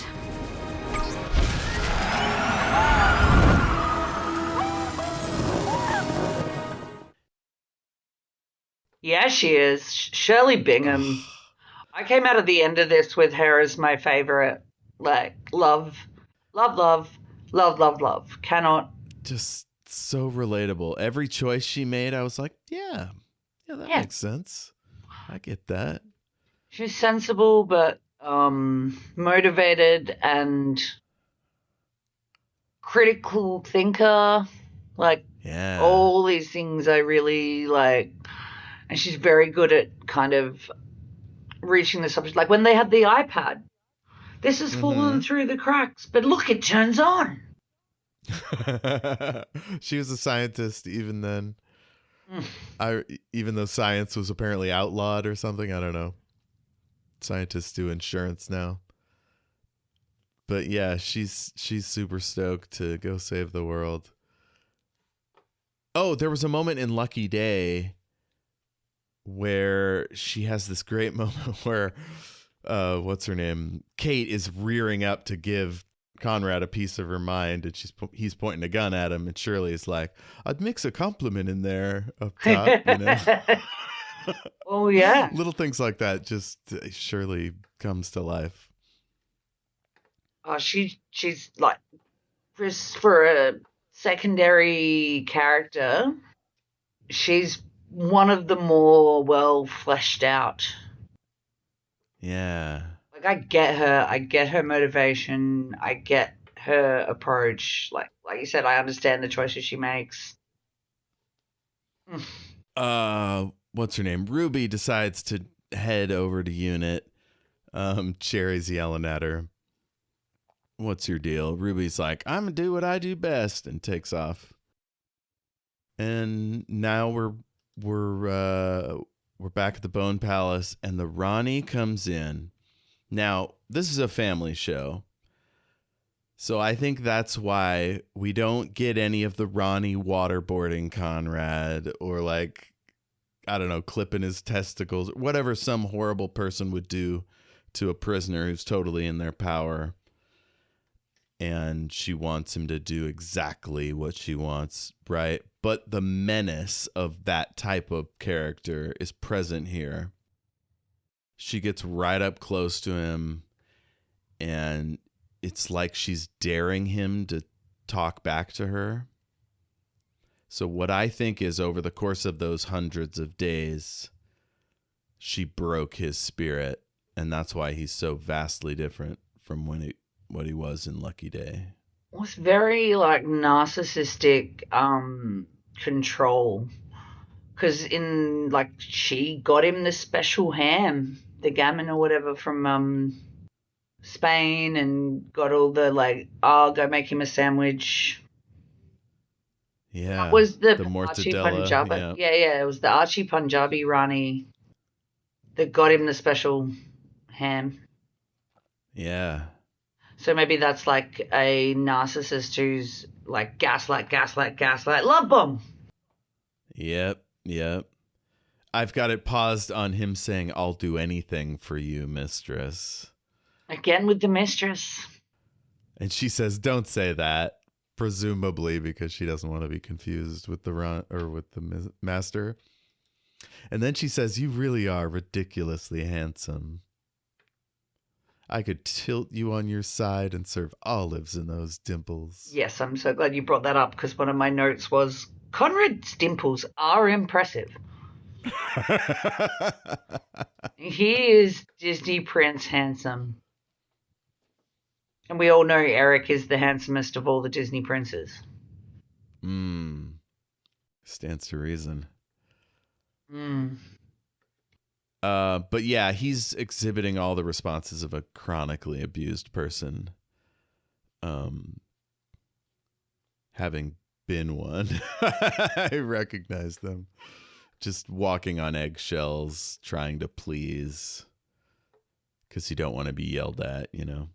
And he's obviously been isolated for, as you said, up to, what was it, 999? Yeah, as long as 3 years, basically, 2.5 years. Yeah.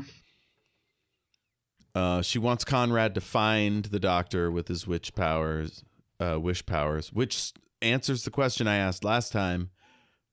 Does the Rani know where the doctor is? And apparently she didn't. She doesn't, but Conrad does. So. Yeah. And she calls him Connie, which this is a thing abusers do sometimes, is just deny your identity by giving you nicknames that you don't like or whatever. And he's not the sort of character to enjoy a diminutive or effeminate nickname. Maybe if she was really kind and not this, whatever this is. We never see him in a healthy relationship because he was an agent manipulating Ruby and kissing her, if not other stuff. Well, definitely other stuff. It's implied later in the episode. Yuck. Ugh. Son of a bitch. Next unit is back to its business. And Susan is sent off to make a zero room. Which looks just like the Delta Wave in the Interstellar Song Contest. So when the doctor, he just goes, "Can you make me one of these?" I legitimately was like, well, that just looks like the same Delta Wave box that the kid, the Hellion, was going to use to wipe out. Catch that at all. Because they're both like space cube thingies. Was that just from the schematic on the computer or like, oh, okay. Yeah. When he like zapped it up and showed him, "Can you make me one of these?" And he didn't specify what it was. I know because we were going to get it explained later. Just imagine. Hey, could you build me a Delta Wave so I can melt the Rani's brain or something? Like, geez, Doctor, you've changed. But we know that the way the Doctor tormented kid. Yeah. This Doctor uses more weapons than any Doctor in New Who, at least. Yes. I know some of the classic Doctors did. He defeats Omega by shooting him with a weapon. Like, wow. Was that always the plan? Because, wow. Are we going here? Are we going to talk about Omega? I don't want to talk about it yet because we're only at minute 1350. So much here. The Doctor hugs Shirley. She's like, no, don't hug me. Ruby's there. Ruby is boggled that Doc has a daughter. It's a thing that Ruby remembers stuff that no one else does, and that's an ongoing thing, and they really washed over it when they had the opportunity to explain it. That she remembered stuff? Yeah, they literally just wrote it off as, oh, it's a talent. That was an actual line at the end. When she's like, why were my memories different from everyone else's? Oh, it's a talent. It's just who you are, Rubes. Just the experience you've had. It's just who you are. It would have been better if it was because she'd been wiped from the timeline in the past. That would have been my explanation for it. Because when she got wiped... There you go. But they didn't do that. They just went, it's a talent. Which is stupid. Anyway. Sorry, I'm getting you mad at it with all my questions now, aren't I? Oh, no, I don't care. I'm going to love it regardless. But that is odd. It does need explaining. And then Mel rolls in with her badass red curls. Takes her helmet off. Whoosh. I have been a housewife. I have been a housewife. The Doctor explains what's up, says it's the Rani, and Mel is like, and this is, I messaged you, I was like, wow, Mel is channeling the Sixth Doctor here. Like, just the lingo she uses to describe the Rani. I think she says utterly ruthless. She's indifferent to any pain or morality or humanity. The whole universe is just an experiment to her. Yeah, real sixy right there. Very accurate, though. Like, I think that was a really good way. They probably should have done that earlier in Wishworld. But then you'd need Mel to realize it was the Rani sooner. But yeah, anyone's going to explain the Rani in a nutshell, it's going to be Mel. Yeah. The only character besides the Doctor that's interacted with the Rani in the past. That's in this episode. Gosh, I wish Mel could have kicked the Rani into the Omega's mouth or something. I like that better than what happened. Give her the win. Yeah. Mel deserves it after she's had to be like sad Auntie Mel with no friends and no family. Oh man, what if it was like an Acme situation? Like Kate pulls out the Acme button and she hits it and like a boing ejection comes out of the ground and like Jack in the Boxes are into Omega. I'm just spitballing here. No bad ideas. No bad ideas. I mean, Doctor Who loves a big red button. Absolutely, yeah. Big red button. I can think of at least 3 very quickly off the top of my head, like Day of the Doctor, obviously. The Beast Below. I love The Beast Below so much. I do think the other week I meant to be referring to the Beast Below, and I said the Star Beast because my brain because it's a star okay. whale. Yeah. Mm-hmm. And what's the other one? The where they're all standing with the Sycorax, Christmas Invasion. Now I see a big red button that must never, ever, ever be pushed. Like that, I love that bit. Makes me want to do this. I really don't know who I am. I don't know when to stop. So if I see a great big threatening button which should never ever ever be pressed, then I just want to do this. Yes. So Doctor, your Acme theory could work. Like Doctor Who loves a big red button. Exactly. So Ruby's like, how could there be a baby? And he's like, it came from our minds and just happened.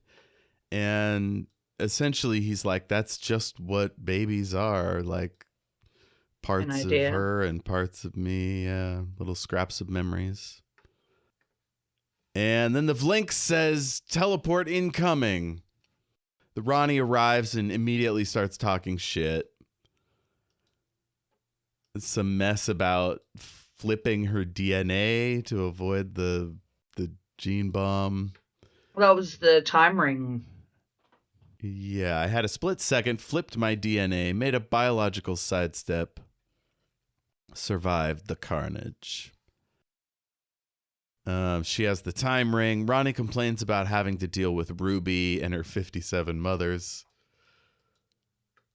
And Ruby's like, I don't know her.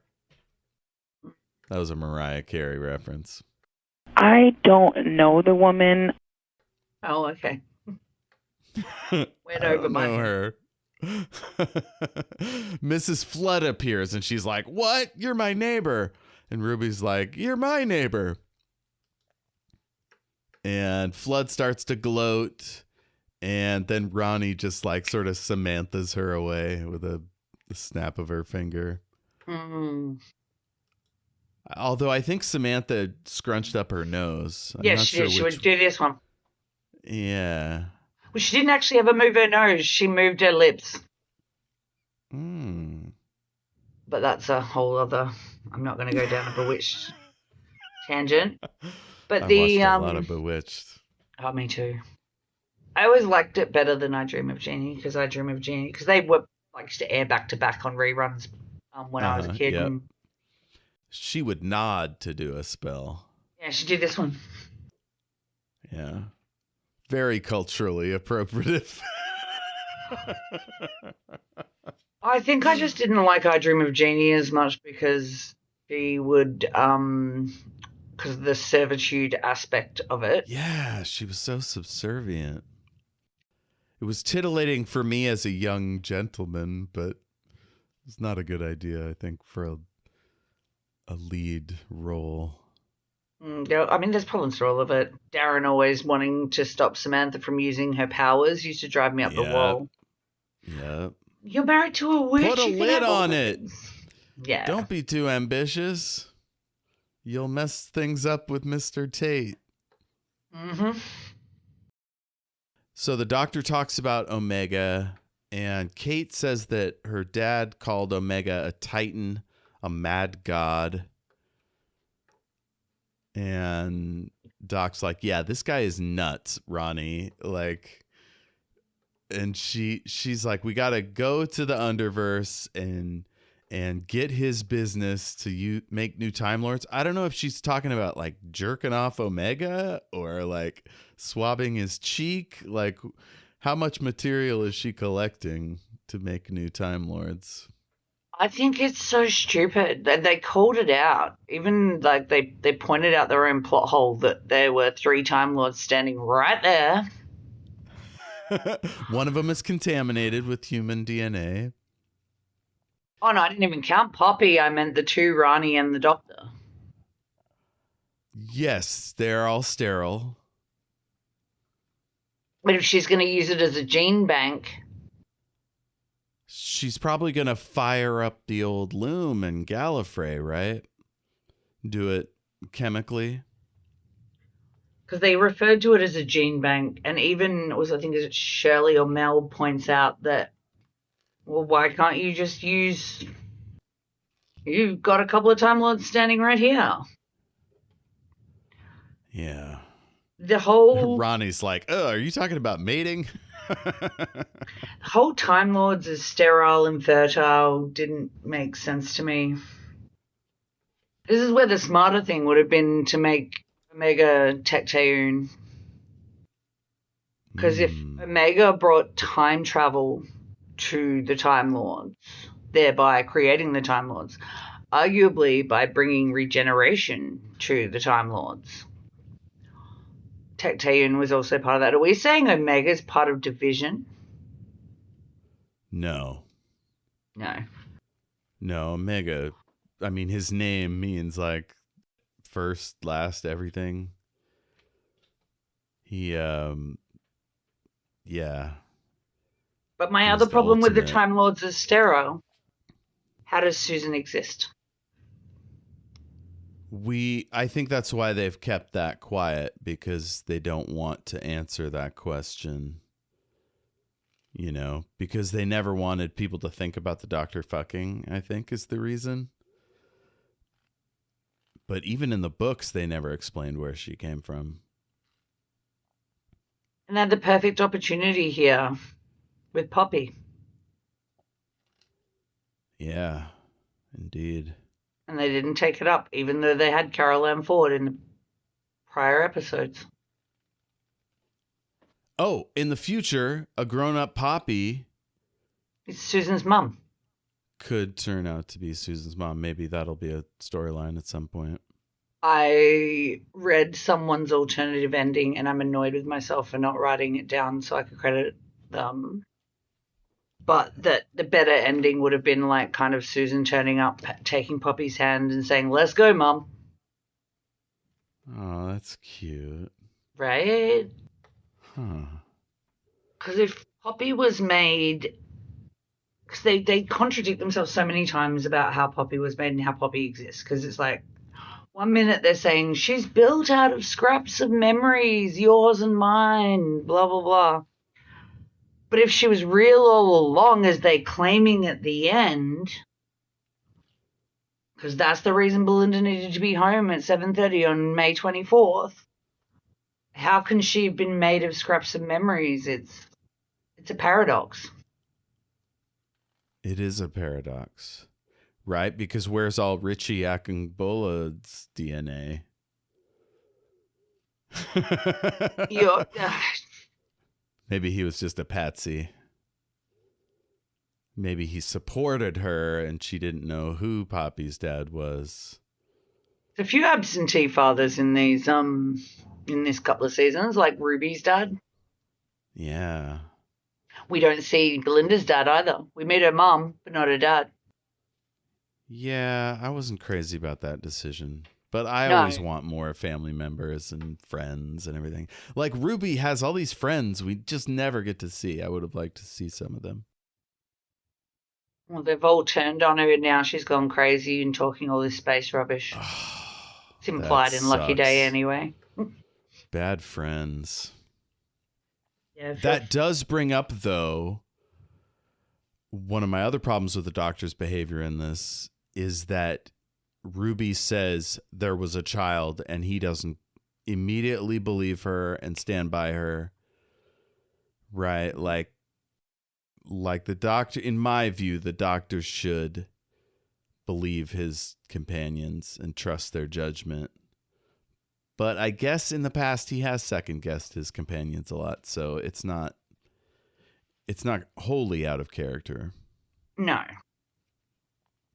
Let's see. So Rani wants to get the antimatter junk. Mel's like, why don't you make new ones? Somebody asked how they survived the death particle. Apparently they survived the initial blast, but the lingering effects include sterility, which I already asked, how did he know? But apparently it's just they know their bodies or something. So 1910, I got a soundbite here. So Poppy came out of the wish. Like an accident. The most beautiful accident, because that is what life does. It just happens. A mad woman and a maniac came up with a ridiculous plan, and out of it came her. Trying to make sense of Poppy hurts my brain. So now Rani comes out as Dr. Mengele, eugenicist piece of shit. She just won't accept human DNA. Like, yikes. Is the Rani a Time Lord Joseph Mengele? Is literally in my notes. Great minds, great minds. I also think it reminded me of a Dalek. Because when they had the half human, half Daleks in the Daleks Take Manhattan. Well, that's the thing, right? The Daleks were a genetic dead end. Their society was dying because they were all killing each other, and the Thals. They were like almost about to lose their civilization. So they changed themselves to be small enough and goopy enough to run this machine, the travel machine. And it sounds like she's thinking of doing something similar. And I guess the Master sort of was doing something like that, but with Cybermen. That's true. If my civilization was dying and the only way to save it was to become completely different, what's the point? It's not the same civilization anymore. I would go with it's an evolution. But then you wind up with Cassandra. Yeah, it's not really evolution. It's throwing away everything that makes humans human. It's but if the a bad idea. If the alternative is complete extinction, rather than like if your two alternatives are complete extinction or becoming some sort of hybrid, surely the hybrid is a preferable alternative. Even if it means taking away all human mercy or emotion. Well, that's all gonna go if the species is wiped out anyway. But without those things, what is the point of keeping? Is it just the biological imperative? I guess for me, it's drill it down to life finds a way. Even if that means making Time Lord Cybermen. Or dinosaurs. You know. Let's see. So Doc's like, she explains her goal, and she says, if you let me do this, I'll spare your world. And he's like, you can't do that or Poppy will cease to exist. You can't end the wish. What would happen to Poppy? She would cease to exist. No. She would vanish like a whisper. Belle's like, we can't let that happen. And Shirley's like, this is bigger than you. Yes, this is Shirley. everything. This is my fault. I'm like, yeah, get over yourself. You're one kid versus, the needs of the many outweigh the needs of the few. It's the trolley problem, really, isn't it? They don't really tackle it the way like Star Trek The Next Generation might. They just kind of, the Doctor will find a way to make both things happen. Belinda goes, not one of you is taking her out of existence. Have you got that? Then the Doctor tries to sonic the Rani. I'm not sure what he was hoping to achieve. Oh, I know. He was literally getting the code from her sonic so he could make the bone bike turn up later. He says that. He's like, the Rani thought I was trying to do this, but actually I was stealing her code and that's how he gets the bone bike to come and collect him so he can zoom in to bring down the floppy shield thing so that Yeah. Ruby can use Project Indigo to get to Conrad. That's awesome. So that actually is explained. So the Rani says, "The battle is on, Doctor. Good luck." I started noting war references after your complaint that there was no war in the reality war. Now, there are 4 bone beasts shooting things at Unit, and Unit is shooting back. But in most wars, there's some infantry action. If not, there's like fighters and missiles and... See, this is why Kate needs the unit tower, though. I know how much you hate the unit tower. But in case you need a bunch of cannons, you don't want them out in the suburbs. You got to have it in the middle of London. Makes a lot of sense. I got to take down those bone beasts somehow. The bone beasts are stupid. I don't know why we had the bone beasts. Is it just because they've got Disney money and they can do all this shooty bang bang nonsense? Well, it's because it's such a Time Lord heavy episode. You need monsters for the kids. You know, to like, it can't all be adult stuff, you know? Bugger the kids.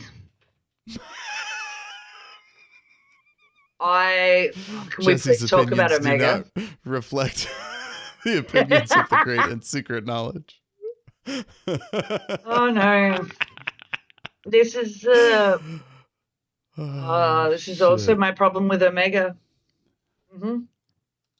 What's your problem with Omega? Oh, is that he's like a monster? Yeah, he's Sutek 2.0. Mm-hmm. It's just the same ending again. We've got this big CGI monster that's popping out of the end doorway. of every Disney thing, though, right? Like, and honestly, sometimes a lot of Doctor Who stuff is a special effect coming out of a place and the others trying to beat it back into its place. And some other monsters roaming around menacing. But it's pretty bloodless for a war. You know, we get some soldiers marching, sectors and grids. It's space war, though. Like, slight segue, but I frequently, you know, when you're doing the whole Star Wars, Star Trek, and then occasionally someone brings up Stargate. My problem with Stargate, SG-1 anyway, is it's too many real guns, not enough space guns. It's why I like Atlantis better, because it's more space guns. Oh, maybe I should give Atlantis a try. I really didn't like the military heavy business from Stargate. I could handle it with the movie. It's just I love the movie. But I 1000% agree with you. I have the exact same problem with SG-1. I'm like, this is just too militaristic, too not enough spaciness. Whereas in Atlantis, it's a bit more like DS9. We're on a space station, and you've got the incredibly beautiful Jason Momoa running around as Ronan Dex with his laser gun. I've heard him complain in interviews that, you know, the people with the real guns got blanks, whereas his was CGI, so he didn't get like the satisfying noise when. I can't remember if that was an interview I saw him do at a con, or if it was. I think it was actually at a con that I saw him say that. So the Doc and Belinda are going into the basement while Kate and her team work the cannons. Beasts are incoming. Susan Twist is down at the Zero box with Doc, Poppy, and Belinda. Anita's still keeping those doors open.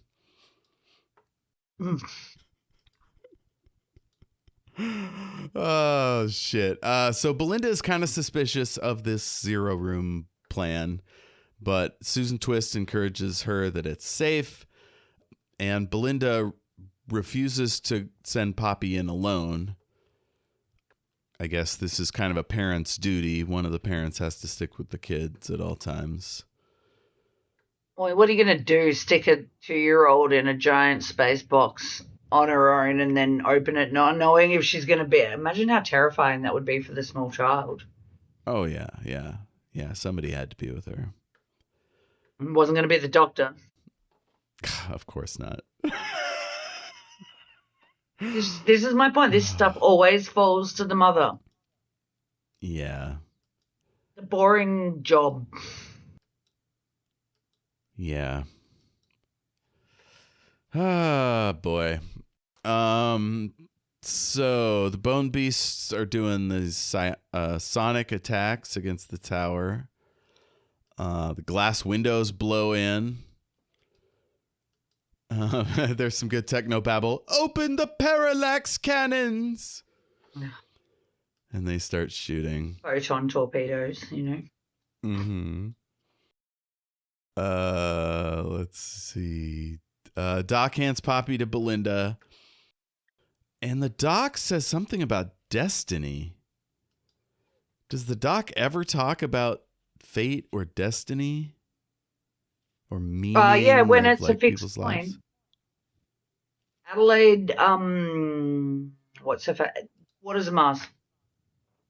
Lots of discussion around fate and destiny there. Fires of Pompeii.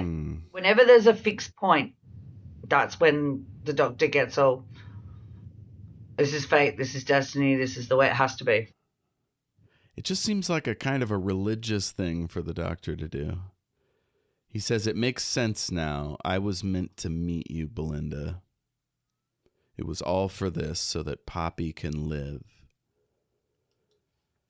It's a nice parental sentiment, but what? Why? Why does the universe create a child? And if Poppy isn't Time Lord, like if they'd gone down the path which I thought they were going to, that Poppy is the solution to Time Lord infertility, and she's the future of the Time Lord race, then that makes more sense than her just being Belinda's daughter that she's forgotten from an alternate timeline with Richie Ackenbauer. Would it have pissed off half the internet if she turned out to be the doctor, the timeless child, instead of this wish baby? Wouldn't have pissed me off. It was one of my theories from last week. Yeah, I like it. It's elegant. It's clean. It's tidy. And the actual resolution of Poppy is anything but. Right. It's messy. It's shoehorned in. It doesn't make sense. But if you had okay, well, Time Lords are infertile, but the doctor, through the process of interacting with, through this process, it's the beginning of Time Lord existence again. Like, I like the idea of Poppy as the timeless child. And then you also be an Omega, or make Omega be Tecteun. This could come full circle of where Tecteun finds the timeless child. Call me in, Russell. I will write for you. Oh, let's see. When they closed the door, it hit me emotionally. The thought of leaving your family somewhere while you go out to do danger, and hope they'll be okay when you come back. Ugh. Back up on the bridge, we're shooting double galvanic beams. The bridge is all fucked up. Rose doses Ruby for some reason. I think it has something to do with Project Indigo. Yeah, it's to make Indigo. So she can so it will make Indigo send her to Conrad, I believe. The thing I didn't get was when she said, just whatever you do, don't press the yellow button. Ruby presses it and moves 2 meters down. And then she just reappears immediately. But it did nothing. It just made her teleport a few feet. Maybe that's the default setting, and they hadn't quite pushed in the coordinates yet. But it was a different button to go to the coordinates. It was the blue button. It was the yellow button they told her not to press. The yellow button brings her back to unit. And so that was like the home. Oh. They set that home point. Well, they've refined Project Indigo since Martha then, because Martha had to use her mind to think about where she was going to go, because when she used it, it took her home. And Francine was like, in all of time and space, you came home to me. You came home to me. Like, it would have been... I got to watch that again. The more you talk about it, I'm like, God, I love Martha. I've just finished watching The Sound of Drums. Oh, hell yeah. So yeah, I think it's like a fast return switch for the Project Indigo. That makes sense. So Ruby's going to confront Conrad, and this is when the doctor summons the Rani's Serpentor scooter. We got a bunch of Star Trek shit on the bridge. Yeah, from G.I. Joe the movie, Serpentor, like he's resurrected out of the hollow earth or something, and he likes to fly around on this scooter. In my mind, it's Elphaba's broom. Yes, yeah, of course. So they're doing all kinds of Star Trek shaking. Kate has a ship's wheel. Like it's a ship. She has to make I the don't know. building turn so you can point the Incredible. gun in a different direction. Incredible stuff. Could have just a little joystick. Nope, we're having a captain's wheel, baby. We got whole rocks. There are rocks coming. I mean, it is Star Trek straight up. But with some like AT-AT kind of Empire Strikes Back sort of vibes with the shooting of the bone beasts. Yes.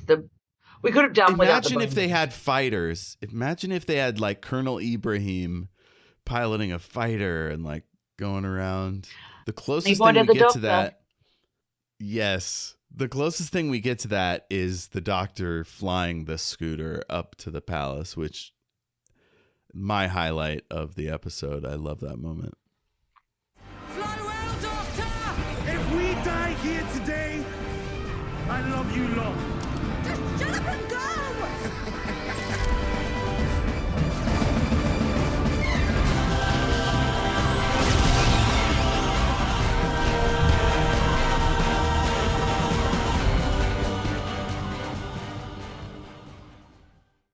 Yeah, I did enjoy that. But why, like, it was so silly that they were like, oh, you're going to use Project Indigo to get into the Rani's, into the Bone Palace. And then immediately the dog's like, oh, but you'll die if you teleport in there while the bubble is Well, the up. threshold's up. So I have to go in there first. I thought, well, why didn't the doctor just do that and sort it out? I mean, why didn't Ruby go with him on the scooter?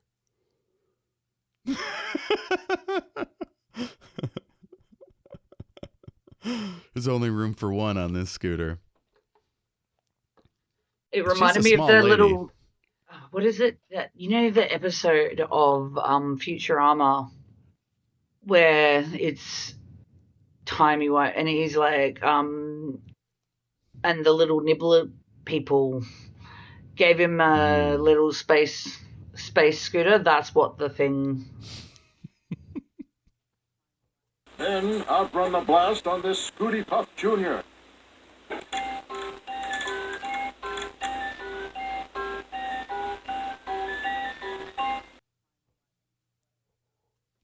It just can't take another person on it. Yeah.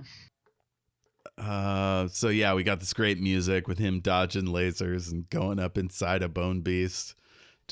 Everything looks fucking rad. Susan says, protect the retrofold cables. Keep the red links connected. We get a quick shot inside the Zero Room that looks really lovely. It's like they're inside a bunch of waffle irons. Was that box that they put the doctor in the Wedding of Riversong? Is it the Wedding of Riversong? Where Captain Delaware III sticks him in there with Amy and Rory's dead Dwarf bodies. Star. Is that the box made out of Dwarf Star alloy? Yeah. Yeah. It was a bit of that as well, I thought. What's that episode called? I'm pretty sure it's the Wedding of River song. Because it's where she forces herself on the banks, on the edge of the Lake Silencio. And she forces herself to not shoot the doctor, which then alters a fixed point, which then causes all of time to happen at once, which is what Wishworld reminded me of right from the start. Clearly we're in some sort of, alternate dimension that's been triggered by some action that's been taken. And that needs to all be, and the doctor's gonna, remember and reverse it all. So it's silent inside the Zero Room. Next, Doc blows onto the palace. Ruby teleports in, and Conrad draws down on her with a gun. We knew she was coming. Doctor is in pain. Ouch. Rani says, "You were too late, Doctor." So I guess they factored this into their plans. The portal's locked onto the target. You're really obvious. I know you haven't arrived with a weapon. Only a speech, some dazzling words, maybe a pun, and then some lachrymose little tug the heartstrings, Mimosa-Scented Platitudes about the power of love. Mimosa-Scented Platitudes is, I'm putting that in my lexicon. That's amazing. It's brilliant. That's some Pip and Jane Baker fucking dialogue there. They wrote Time on the Rani. Of course. I loved a lot of the things that Rani had to say in this little speech bit about referring to humans as cattle. My favorite is the Rani calling the doctor loving humans a fetish. Oh, brutal. Refers to humans as the beasts below. Little Easter egg there. Mm-hmm. Doc says the Time Lords of Omega were tyrants and murderers. They're like, yeah, you up for helping us with this? Let's do it better. And then he's just like, all right, fuck it. Let's meet Omega. Let's see what this guy's deal is. And this is where I get angry. It would have been so much better if Missy just walked out or just another terrifying Time Lord, rather than just Sutek 2.0. Yeah, special effects, bad guy. So Ruby's trying to talk Conrad down. She's saying he made a nice world. Conrad's like, yeah, the doctor, he said people just wanted to be safe and fed and warm. Ruby's right. It could have been worse. Yeah. And she's like, you never told me about your dad. Is his dad the master? Again, that could have been cool. Wait, if he was, the doctor and other Time Lords can sense Time Lords. That's true, unless they're in a chameleon arch.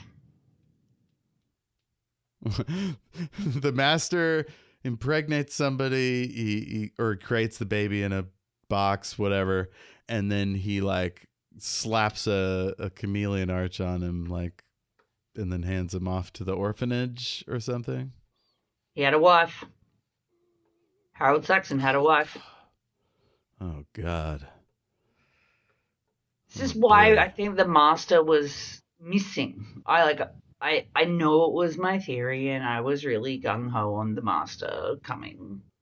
And I know we had it in, was it the Mark of the Rani? When there was the master there as well?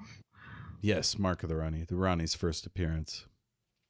I would have loved just to have any version of the master there having a three-way banter with the Rani and the doctor, or the two Ranis and the doctor. Yeah. Could add some father-son dynamics with Conrad. Well, they're all old school friends, the three of them, right? They all went to the academy together. Definitely. That's why if instead of having Omega just be giant CGI monster, like, what if it was the master who's been manipulating the Rani into thinking that they want to get Omega from the Underverse, when really it was a way of rescuing the master from the gold tooth, maybe. Interesting. So we got no resolution on that tooth. Nope, sure didn't. And if the master was his dad, I would think he'd have telepathy, unless that was a skill the master learned later and didn't have innately. Because the master's always taking over people's minds. I am the master, and you will obey me. It's true. I mean, Susan had telepathy. That is a good point. She was just a kid, so surely Conrad would have developed it by now, right? Although if he's got the chameleon arch. Maybe, and that would have made more sense as to why it's Conrad's wish, right? Because it needed to be the wish of a Time Lord, whether they knew it or not. Ooh, interesting. So they pop the seal. They're like, Omega's coming, yeah. And then Ruby is trying to sell Conrad on his humanity. And I love this trope. Anytime people can either cause a villain to slow down and listen to them, or in some rare cases, be redeemed. Love wins, right? The end of closing time, you know. You beat the Cybermen with love. Yeah. The door opens. Rani is up close to it. And this dude is massive. It's a mega skeleton. Dinosaur skeleton situation. That's why I think it just reminded me too much of Sutek. Yeah. Rani is as surprised as all of us. We were expecting a guy with a big hat, like he was in his first appearance in The Three Doctors, or Pete Davidson in Time Lord getup, like he was. A lot of people Arc of Infinity were theorizing that it was going to be Peter Davison walking out. Again, that I would have liked better than what we got. That would have been a fun reveal of going, hey, it's a version of the Fifth Doctor. It would also make the ending make more sense. Yeah. So with him being trapped in the Underverse, it opened the door for him to become a god somehow? Or did he wind up in the Underverse because of an attempt to become a god? Yeah, it's a little fuzzy for me here. There's a lot about Omega that's really fuzzy for me. I'm like, I feel like it just brought him back for the sake of it. Yeah. He's like, I will become the Lord of Time with Time Lords to feast upon. And he eats the Rani. Her time ring falls out. Hated it. Omega roars. And spits all over the Doctor and Flood. The Seekers are screaming. The robots' heads fall off. That's a big scream. Or roar or whatever. And then the Doctor just... it's the worst resolution. Like, he just grabs the Vindicator and Ghostbusts. Remember I said when the Doctor appeared out of the TARDIS holding the Vindicator one time, it gave me full-on who you gonna call energy. Yeah. Literally how the Doctor ended Omega was just hits him with a weapon. It's Ghostbuster, zap him back into his box. Yep. And I'm never comfortable with the Doctor using weapons. Mm-mm. And he's screaming like it. Now, one could argue the episode is called The Reality War. We're doing war themes. Him raging with a weapon, like it suits that, but it doesn't suit the show as a whole. No, it's one of the things I love the most about the Doctor, and what I've always loved the most about the Doctor is he solves the problems with his mind and with big speeches and with, mimosa-scented freaking love. I like that. That's what I like about Doctor Who. That's what I'm here for. I want to know that there is a resolution that is non-violent. Is that what's being given to Ruby to wish Conrad happiness, to bring it down to a human level?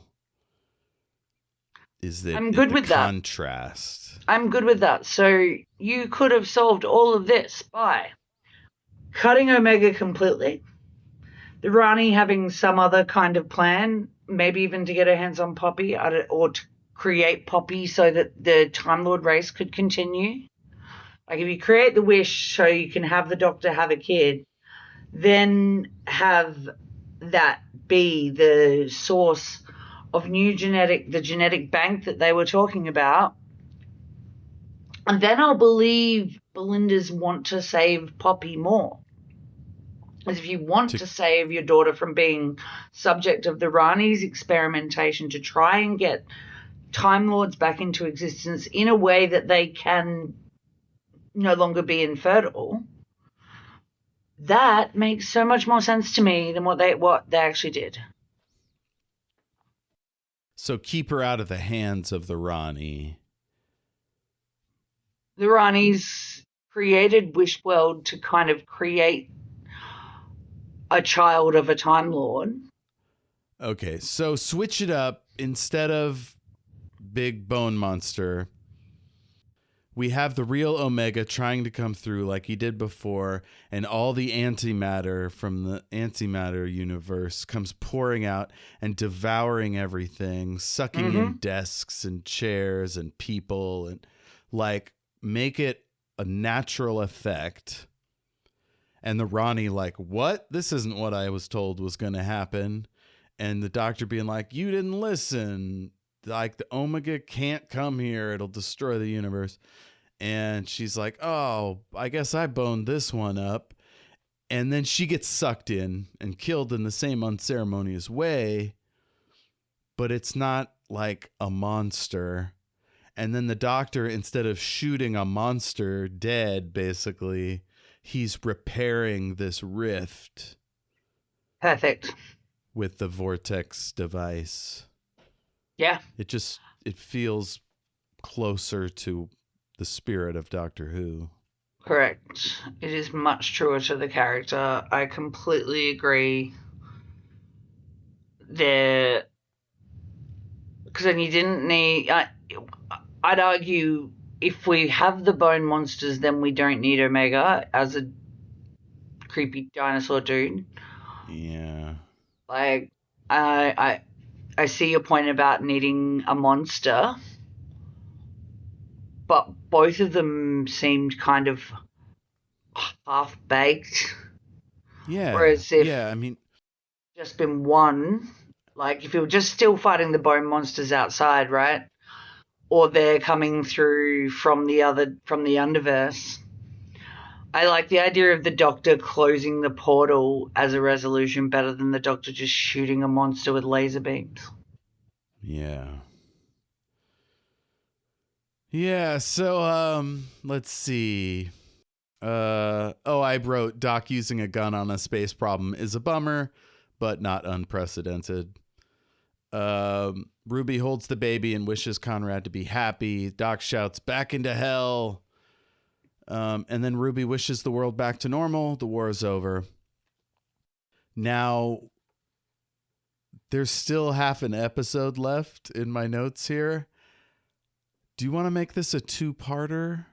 Or do you just want to keep charging ahead? I could go either way. How long have we been recording for? 2 hours and 45 minutes. Oh, and also our hour chat before we started. Far out. I love a super long epic record, but I do need to do a few things. Okay, I'm going to pull the plug. We're going to cut it here.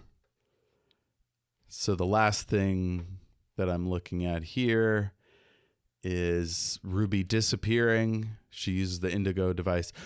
Oh! The button made her travel a few meters and grab the baby. Is that what the yellow button does? Yeah, that's what I thought the yellow button hops? does. Short hops. But it still doesn't explain why Rose tells her not to press it.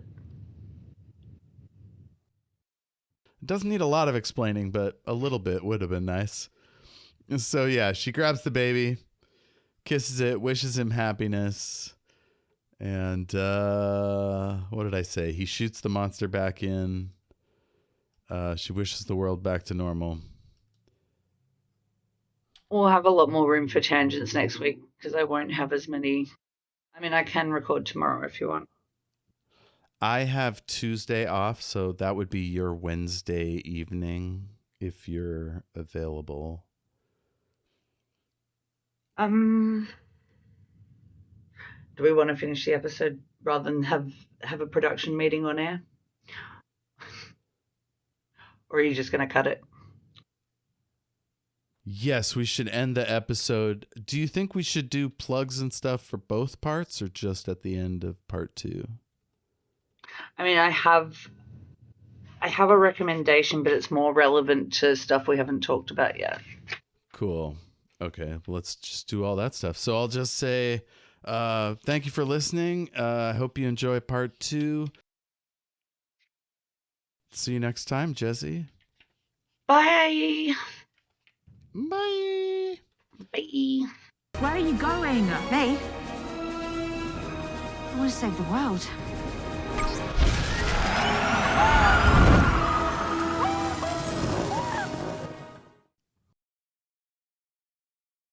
Fly well, Doctor! If we die here today, I love you lot. Just shut up and go!